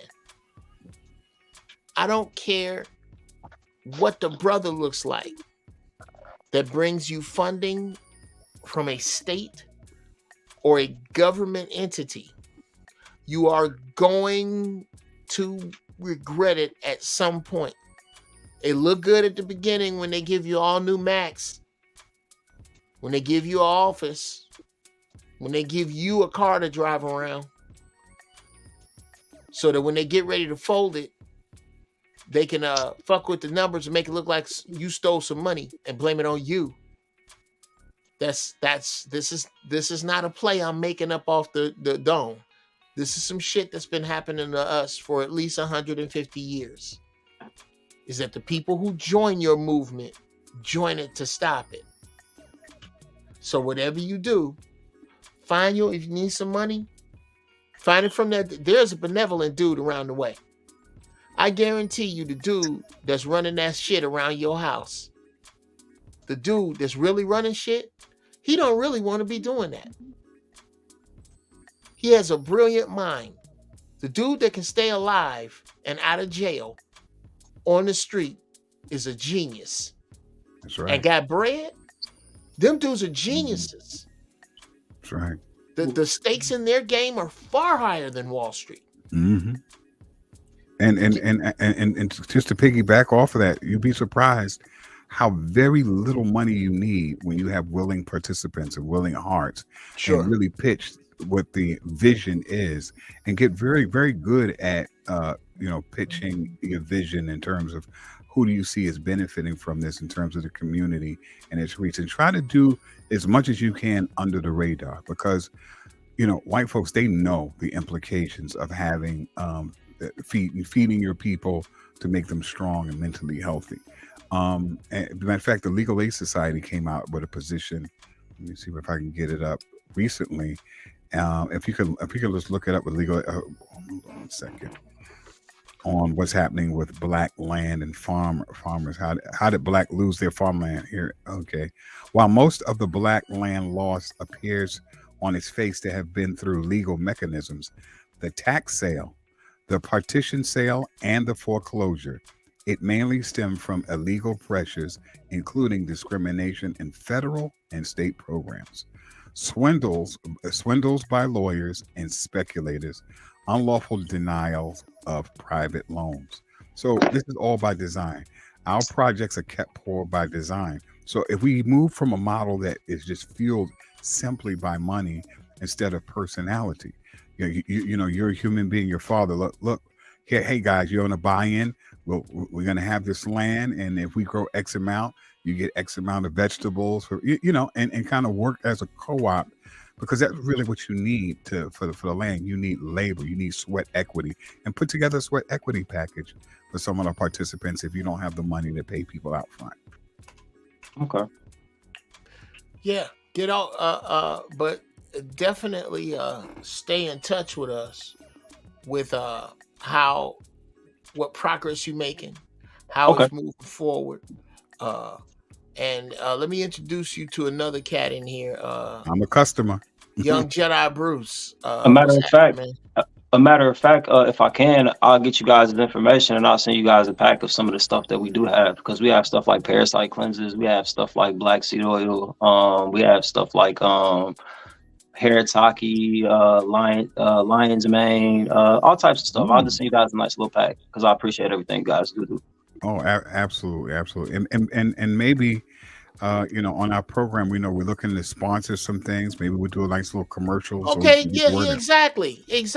Like what you just did here. If you'd have talked to me, we could have put together a dope ass commercial there, Johnny West, and send me some shit too.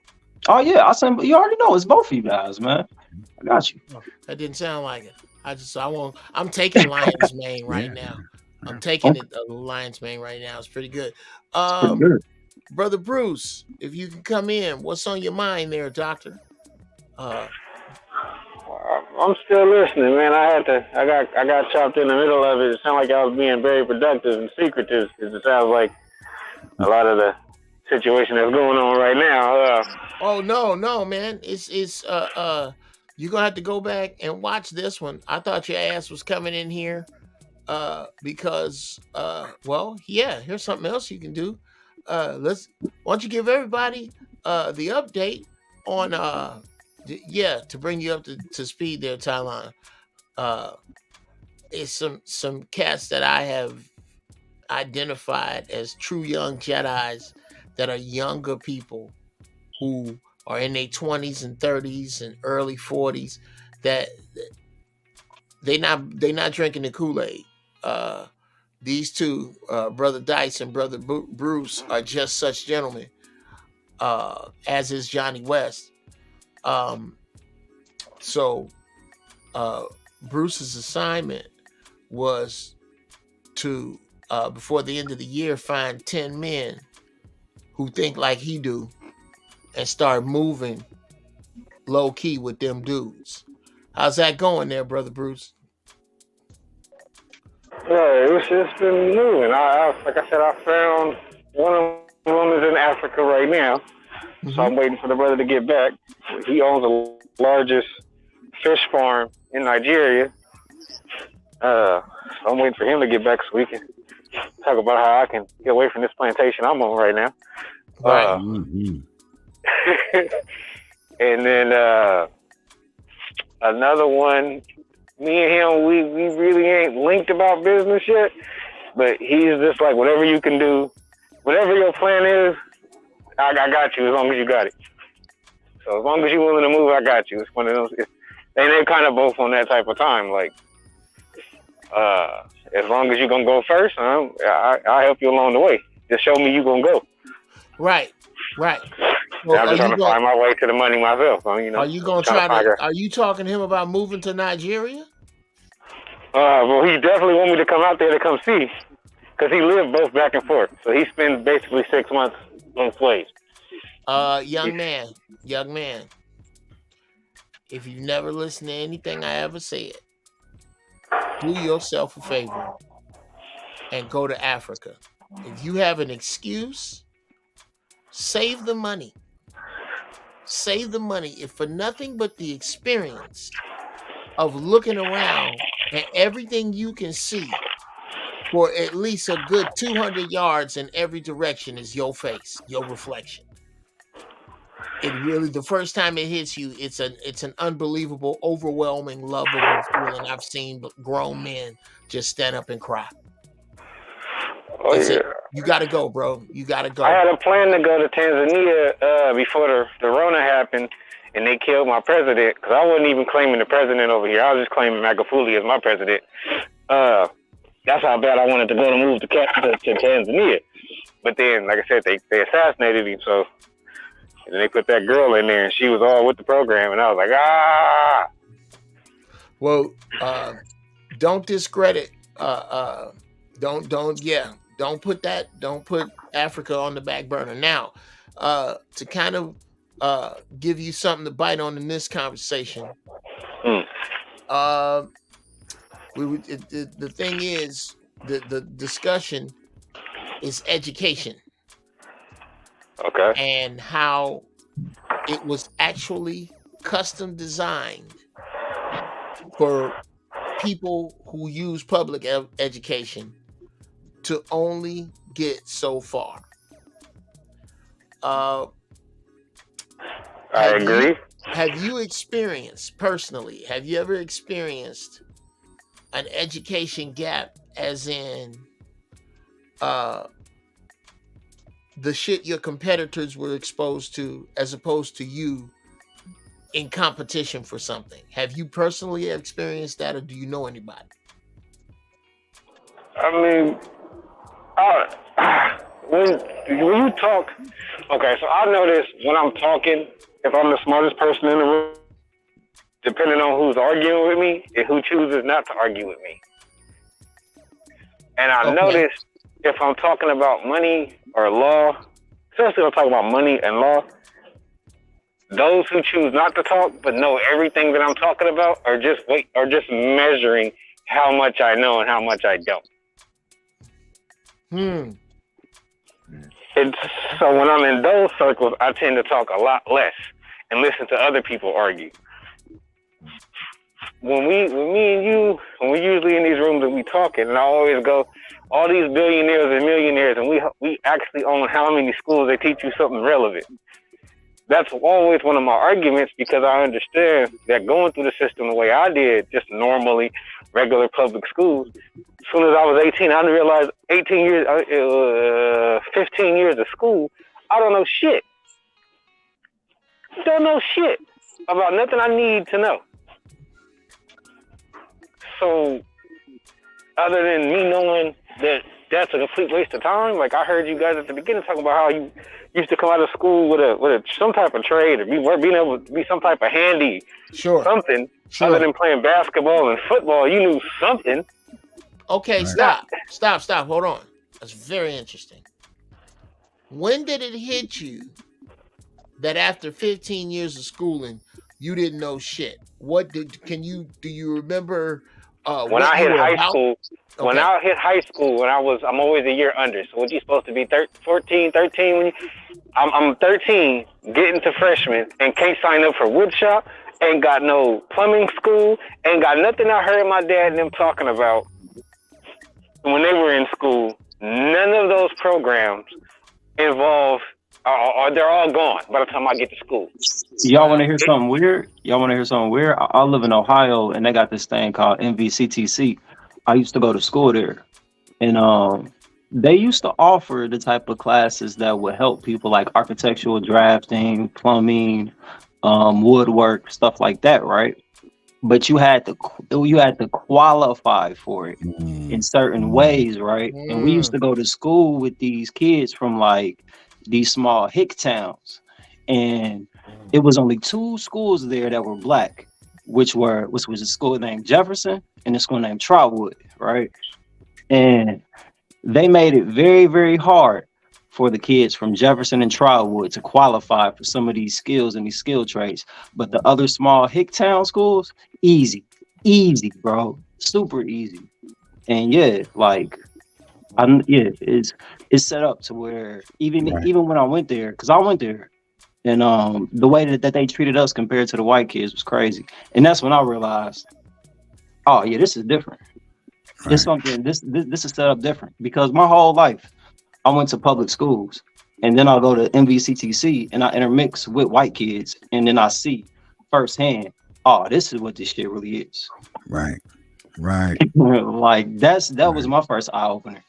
That was really my first eye opener. Yeah. Like they got agriculture.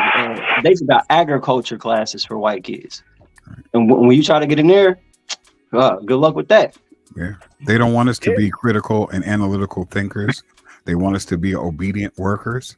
They want us to do what we're told. They want us to jump when they tell us to, itch where it doesn't scratch, laugh at jokes that's not funny. They want us to be clowns and play and just bounce a ball or throw a ball. And that's it. That's what you're regulated to do, and that's it. But if you want to go to cosmetology, you can get into cosmetology like it wasn't nothing at school. They'll let the black kids get into cosmetology, stuff like that. Right. But you ain't getting into those. But what I want to say to but what I want to say to each and every one of you right now, how we think of capital and wealth, we have all the wealth that we need. Like in this room right here, whoever's on the line, we have a brother on the line right now who is into agriculture. He could feed people. We have our other brother who's a teacher and a scholar and likes to read and educate people. We have a man who has his own, radio program and show. What we have to do is get used to redefining what success is and looking at the wealth that we already have. We don't have a deficit. We don't need everything you need in this room. If we started a corporation in terms of intellectual capital, in terms of academic capital, we have literally billions of dollars right now. So it's a matter of, okay, how do we work together? And getting to work together, how do we learn to trust each other? And they keep showing us all these failed models so that we don't trust each other. They keep showing us where, one cat, look how he did this and he did, and this is why we should never network and get together. Meanwhile, they're robbing and kill each other all the time. What's that Murdoch do? He killed his whole family. When this happens, it's, this is why I don't mess around with other black folks. We have to find places and spaces not only to love and care about each other, but to do some tangible things that are going to be meaningful in the long run, and recognizing that we have all that we need. It's just about reimagining, remixing, and revisiting a lot of our so-called blueprints and not using their matrix. As soon as you start using their plans and their standards, it's not going to work. When you decide and say, you know what, I have enough. I'm going to start right where I am. I'm going to do what I can. And you're going to realize that you're going to go a lot further. Once you start trying to parlay for their money, for their attention, for their affection, for their so-called clout status, and want to be a celebrity chef or celebrity, whatever the case might be, that spells the downfall. Once you put your ego over in the pot, right, you're going to be no good to your people. Continue to do what you're going to do, and you're going to make it all the way. And just revisit, say, hey, I need more people to support my farm. Get on Brother Jeff's show. I have a program. This other brother have a program. Make sure that everybody says, you know what we're going to do? We're going to start buying our food from this person. We're gonna prop up this brother's school. And it doesn't have to be a brick and mortar where you got to pay rent, where they can shut you down, and then you got the liability. You guys can meet up in the park. You can meet up in public places and spaces and share this information. It's the information that is power. That's something that nobody can ever take away from you. Once you know something, you can't unlearn it. Yes. Wow. Well, okay, so what I was going to ask was, so setting up a farm, right? When you going through they guidelines to even have the farm, can't they shut it down if they find out you selling stuff without their permission? That's the thing. I'll go even further. They own most of the seeds. So, okay. There's a lot of things that, I'm not an expert in that field, but I definitely read the ticker, so to speak, every day. And I understand that, they have maneuvered themselves in certain places where the doors are closing, and it's going to become more and more difficult. But remember, difficulty is not an excuse that history accepts. So just because something is difficult, you can't be discouraged. You understand that it's necessary. And then you bring all of your resources and your people to bear and try to do a lot of things under the radar. I'm going to give you an example. I had a club in New York City, one of the most successful clubs, called the Playhouse.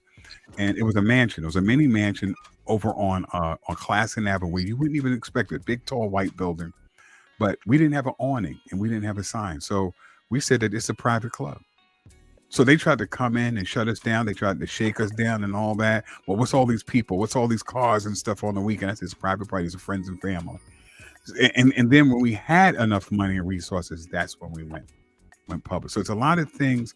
I mean, understand your craft, understand what the laws. Sit with an attorney. Instead of hiring an attorney, just say, I want to consult with an attorney, whatever, and try to get as much information, and then draw a blueprint that will allow you to conduct a certain level of business before you go, you know, and register and all that, and then they know what you're doing, and now you submit to their regulations and their rules and so forth and so on. So there's a lot of loopholes that are changing, and that, but I use that example to get you into a certain mindset about how to circumvent all of these pitfalls to their system, because remember, their system is not going to empower you. They're not going to help you. They're not going to give you loans. They're not going to pat you on the back. They're not going to say, oh, wonderful. What? You want to really empower your people, feed them? That's so great. Come on, let's give them some more money. They're not going to do that. They're going to smile in your face. They're going to tell you no, and they're going to tell you how you can't do it. And then they're going to tell their buddy what you're planning to do so they can interfere. So I can make sure you can't do it. Right. So understand that from going out. There's nothing wrong. You're not paranoid. They're actually doing shit like that. They're actually planning on not having you be successful. So you have to do certain things in private, in secret, with a small group. Then delegate, give people certain responsibilities, and try to ride up under the radar for as long as possible. And then make sure that you have the manpower to push forward. Like that brother out in the farm. You know, he had to recruit other people from outside of other counties, matter of fact, outside of the state, to come and secure his acres and acres of land that was under attack. They were poisoning his chickens and his cows and you know, and all that. So what makes everything work is manpower, and that's one thing that we don't have a shortage of in our communities. You got brothers just standing around Home Depot and some of these other places, and U-Haul trucks willing to do all kinds of odd jobs for the day. And let's see if they're willing to get their hands dirty and learn the skill. Wow. Now, yeah, I'm with all of that. Speaking of that, I'm kind of volunteering this brother's time, or telling you that I think you should get in contact with him. And give me your thoughts on this, and tell me if I'm making some sense here, brother Tylon. Is everybody here familiar with a dude by the name of King Randall? No, I'm not. Okay, Nah. King Randall, look him up. Very familiar with the young man. He's an excellent young man. Oh, okay, yeah. Well, then I'm gonna need you to co-sign this there, Zero. King Randall is a young black man out of Atlanta that found a vacant building and some kids that needed help, and he started taking them to that vacant building and helping them, and it turned into a school. He didn't ask nobody. He didn't ask nobody for nothing. He just got some kids and said, y'all meet me here. I'm going to teach you how to brush your teeth, how to wash your clothes, how to read. I mean, basic stuff that we don't understand is being destroyed and taken from us. So, my point for bringing him up is that regardless to what the media would lead you to believe, there is a long line of how-to right here that you got to go back to. It just ain't easy. Right. And there's a long line of cautionary tales. What not to. You just gotta have the guts to read the map and then have the guts to walk it. Because there's a map there and it's two sets of guts. Because it's a set of guts to go Let me take this out of the fourth dimension, which is in my mind's eye where I can see it, and it is perfect view. It is a perfect view. The grass is manicured. The kids come to school, but they dance funky like us, and they're totally in touch with their black selves. And we talk about history and science, but you can see it. Here come the hard part. Taking it down from the fourth dimension and putting it in the third by actually writing down. Look up King Randall. DM this brother just to see what happens. Look up starting a school. Look up the Black Chamber of Commerce in my area. Fuck that. I already run with a group of homies. I know who will get down with me. Find 9 other people to get down with you and say, we gonna make a school. They do let you homeschool. Let's find 9 brothers. And those 9 brothers, find 2 teachers each, preferably black males, that are on this page. And they don't have to be the education system of the city you live in. Wise brothers that can sit, that we can go, look, on your Saturday, you gonna let your son go? We gonna be up here at the park. We gonna be at the bowling alley. But you gonna have to act like you got some goddamn sense to come in here. Hey, can I share an idea when you get done? Absolutely. Absolutely. Go right ahead.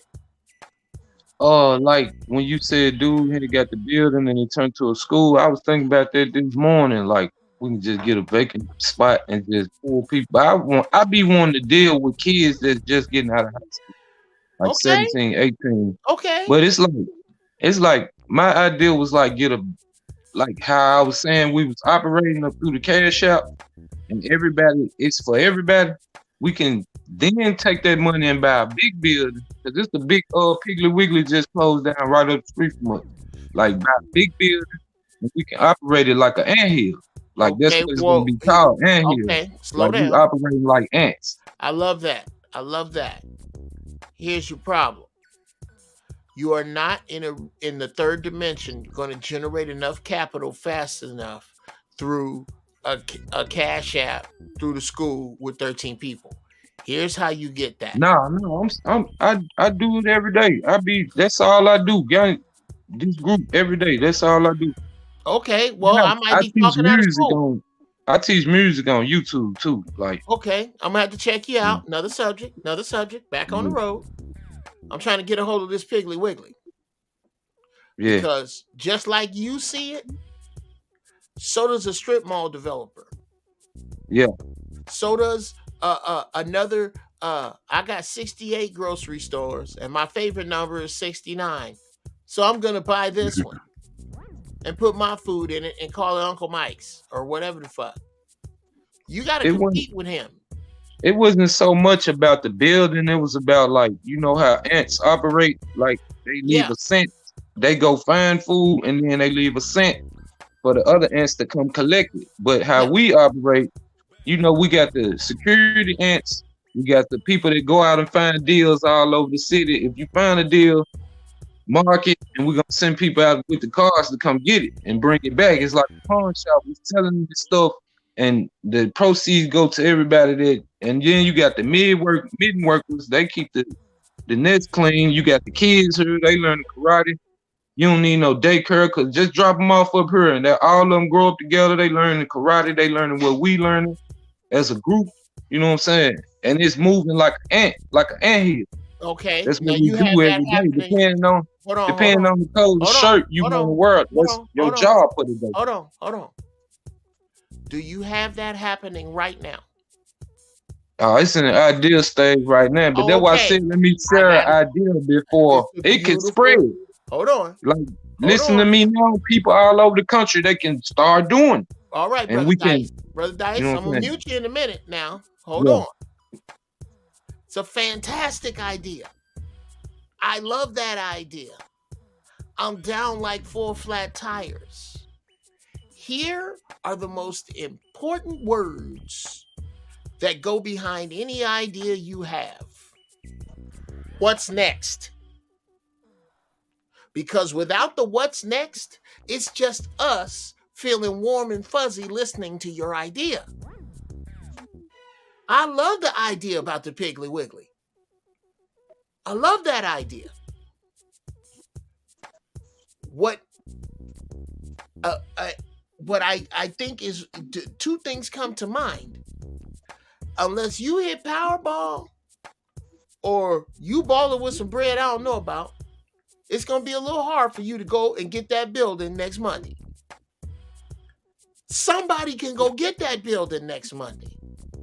So in the words of RZA, the second thing on my mind is never be afraid to start small.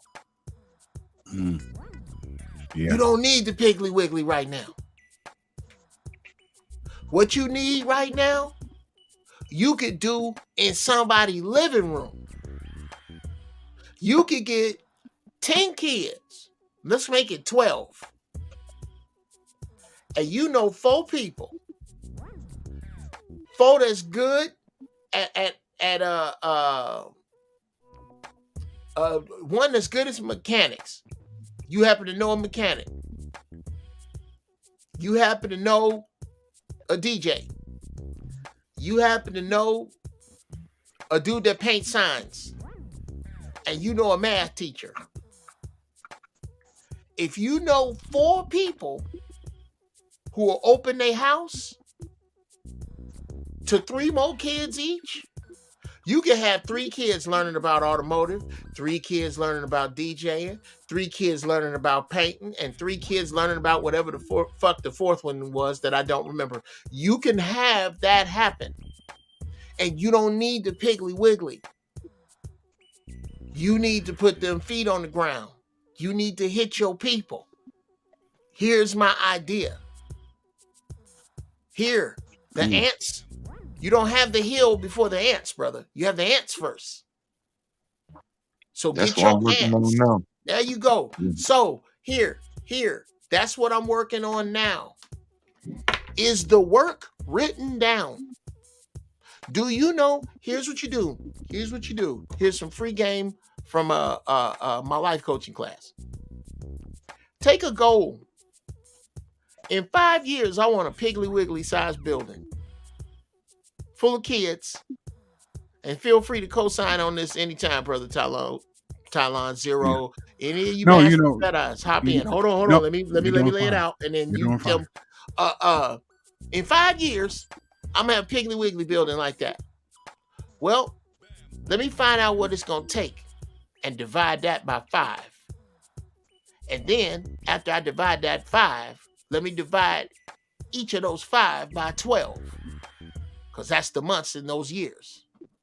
And then after I divide that, let me divide each of those months into 4. Those are weeks. Now let me put steps all in there that make sense. And let me check that through somebody smarter than me. So now I know what I got to do from week 1 to week 60. I know what I'm supposed to be doing each week. If it's not done, I'm fucking off.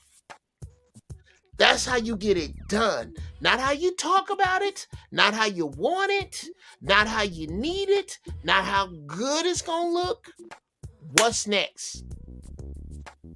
You got to find out and now just my little funky idea with the 3 people house or with the 4 people house with the 3 kids. Do your own math on it. But that's where it starts, brother. Because you don't need nobody's permission for none of that. What say you, Tylon? Oh, you know what I say. I think what you said was beautiful, and I think his idea and his vision is beautiful. And I know you've all heard this. If you fail to plan, you plan to fail. And I think what you're talking about is making sure that his business model is scalable. Meaning that sometimes where we have, because we are all castle builders.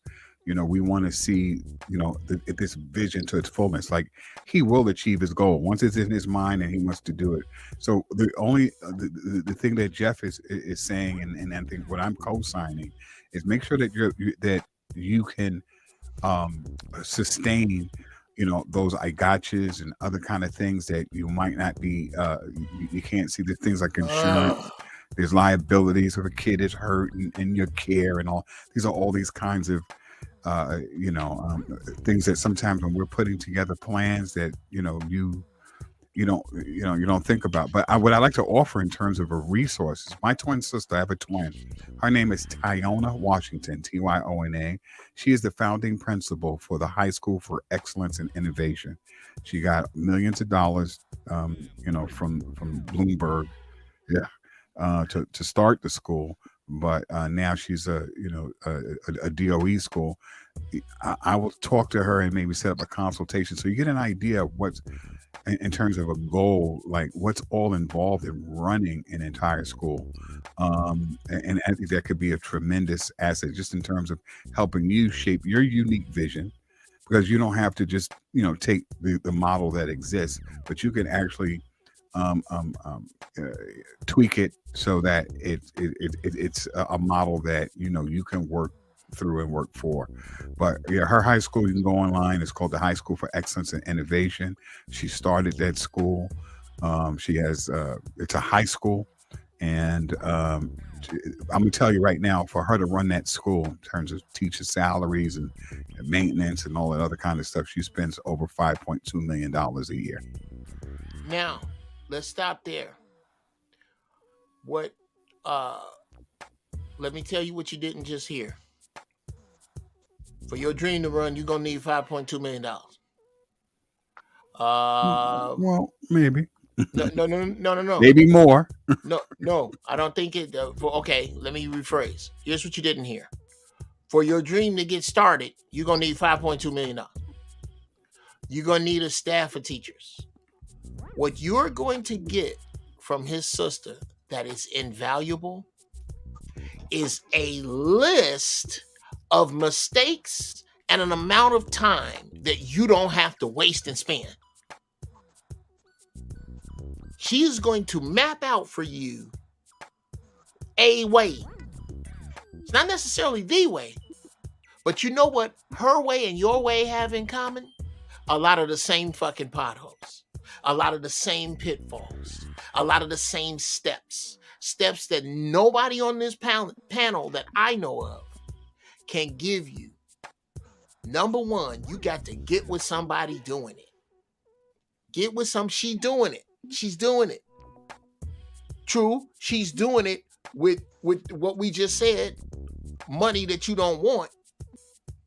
Then that's the conversation. What would you tell me to do with no money? Where do you tell me to start? I guarantee you, time allowing and her energy with you, this sister gonna break your head open on some, read this book, go to this website, these people got this, go look at this, talk to this person in your community, so that you have a legitimate path that you can write down and go. What's your sister name, Ty? Her name is Tyona, Tyona. Tyona Washington. Tyona said, I need to do these 12 things. I'm going to give myself 2 weeks to do these 12 things. If on the Monday of week number 3, all 12 of them things ain't done, it ain't the white man, it ain't the system, it's you. That's the only way to progress, because you've done those 12 things. And when you did those 12 things, I bet you met 36 people, 12 of which who can help you. That's how you got to keep going, bro. You're going to have to keep taking shit in your face. It's not going to be easy. Sometimes your life might be on the line. Your convenience is always going to be on the line. You dealing with wounded people, although for a noble cause. But you're going to need this, bro. You're going to need this. Again, brother. Don't let the lack of the Piggly Wiggly stop you from doing the hibbity dibbity. That's what I'm saying. See, like I said, it wasn't so much as about the building, because where I'm at right now, like, I'm still in the trenches. Like, I get somebody, I sit down with them, help them through the fire, and then I got to step back up off of them because they gonna go through some changes, and then they gonna come back after they get through going through family. It's a lot of stuff you gotta unlearn everything you've been taught, and it's gonna teach you what you should have learned throughout the 12 years of life. So I would have to sit with them. That's what I've been doing. Like when I went to barbers, like you were saying, the 12 steps for the 12 days. That book helped me go back to school because I was in a trap with my brother and all that, and I was trying to get up out of it. This ain't what I wanted for my future. Then I was like 35 at the time, so I went back to school to go do barbering. It was supposed to be 9 months. This school closed down because of COVID. It took me 6 months to get back in school. I get in at Tennessee Applied Technology. That closed down. We was online. Then they opened the school back up. I get back in there. And it took me 3 years to finish it. And ever since then, I've been dealing with this barbering stuff so long, and it's like, now I just counsel people. And it take me 7 years to get my license out of you too, doing this. Just pulling people to the side and counseling them. And I'm still studying in my book, and I'm finna get it this year, but my plan was to because my passion is music, really. But that's some like working for God type stuff. If you can help somebody, you can pull somebody to the side and show them something, why not do it? But they have to go through their stages like I had to go through mine. I finally left my baby mama alone, even though I thought that wasn't gonna happen at all. Sure. But it helped me see her for who she really was. Okay, well let's not go down that road. Yeah. Tylon, before you go, brother, our guest has to leave. Let them know about your get down one more time. Okay, well, it's called the Colored Only Cafe. It happens every Wednesday. So if you can't make it today, we're there every Wednesday. Every Wednesday, 9 to 11 p.m. Yeah. And the conversations always serve hot, black, and strong. And we're at 848-4954-7074. That's the ID for the Zoom. And the passcode is Fresh Brew, all capital letters. And we will be there tonight. We have a sister who's a sexologist, and we're going to talk about the emasculation of Black men in the media. Everybody saw the Jonathan Majors picture. A lot of people have been talking about it, and we're going to talk about it too. And we're going to also talk about what is your favorite book and what book inspired you. So I invite each and every one of you who are on this call or who are in ear view of this conversation to check out the Colored Only Cafe. Once again, where the conversation is always hot, black, and strong. My man, thank you so much for coming in. And as usual, like I do everybody, I kick you the fuck out of here, which is what's happening right now. I'm kicking all of you Negroes the fuck out because it is that time. I love you so Zero much. didn't even get to say nothing. Who, you? Zero. Oh, Brother Zero. That is true. Yeah. Okay. I ain't trying to get shot by the media assassin. So yeah. Nah. You good. I was just chiming in. One of the things I want to give a recommendation to some of the young Jedi, right? In the world of altruism, if you're doing anything where you're setting up programs that are altruistic for the people, donation oriented, people oriented, try not to lay out your plans in entirety. Set up your LinkedIns, set up your Twitters, set up your social media, set up your Zoom, set up everything you need to be able to take and interact with people off site in your own private and personal spaces. Now, what I like to say is don't hesitate to tell people what you do. You understand? My name is Zero. You can reach me at GEOCOMPASS.center to find out more about what it is that I'm doing. I'm a ranger. I'm a conservationist of 30 years. I'm an educator, and what I like to do is just invite you to link up with me. Try to do it in that way. Try to do it in that format, because it's a difference of peddling and selling as a salesman as it is to trying to recruit volunteers and hardworking people that you're not gonna have a lot of problems with. You know, that's just my basic recommendation. You know, when you talking about your programs, when you're talking about the things you do, try not to forward anything that's really not in play yet. You know what I'm saying? Like if it's in play and you got a program to offer. Another thing I want to say too is that technology, right?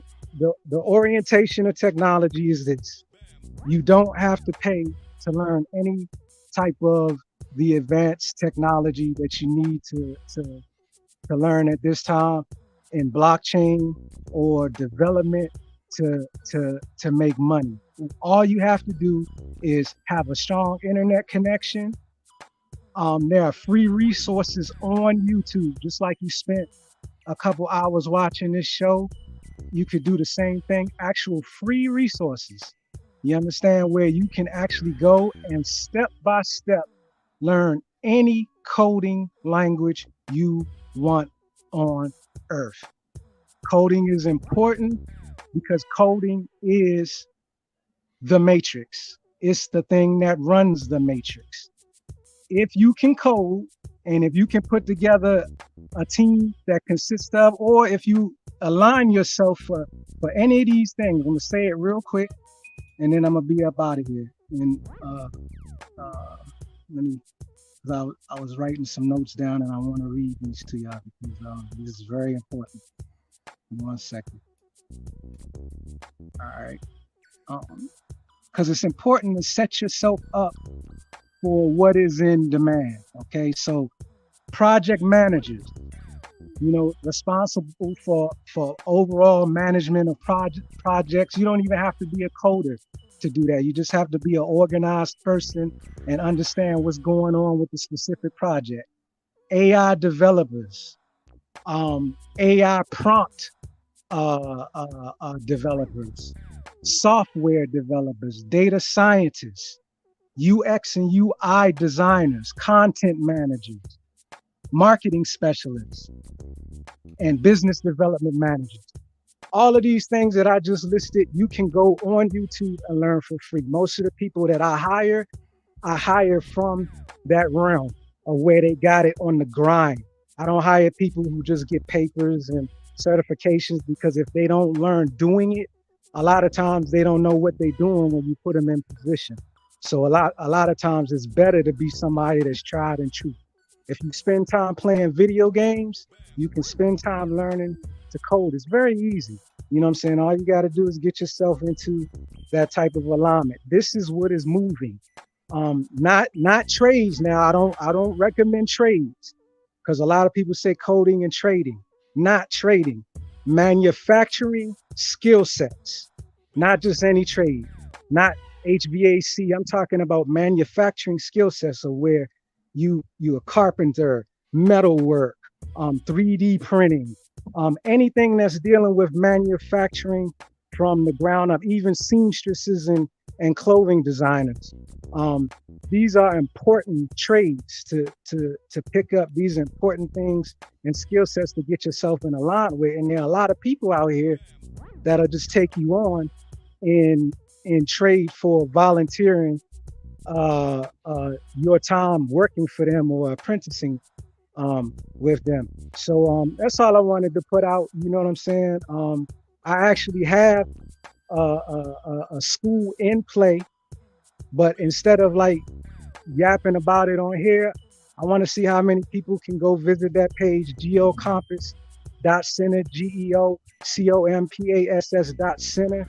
We do everything in-house, from decentralized financing for sustainable development. If you have a project that's like a garden or a sustainable development and you put together a good plan, I can show you how to get financing and finance yourself through the blockchain. And I'm out. Wow. Wow, ladies and gentlemen. And that again is another incredible goddamn show. This is, I think, the big lesson here if anything,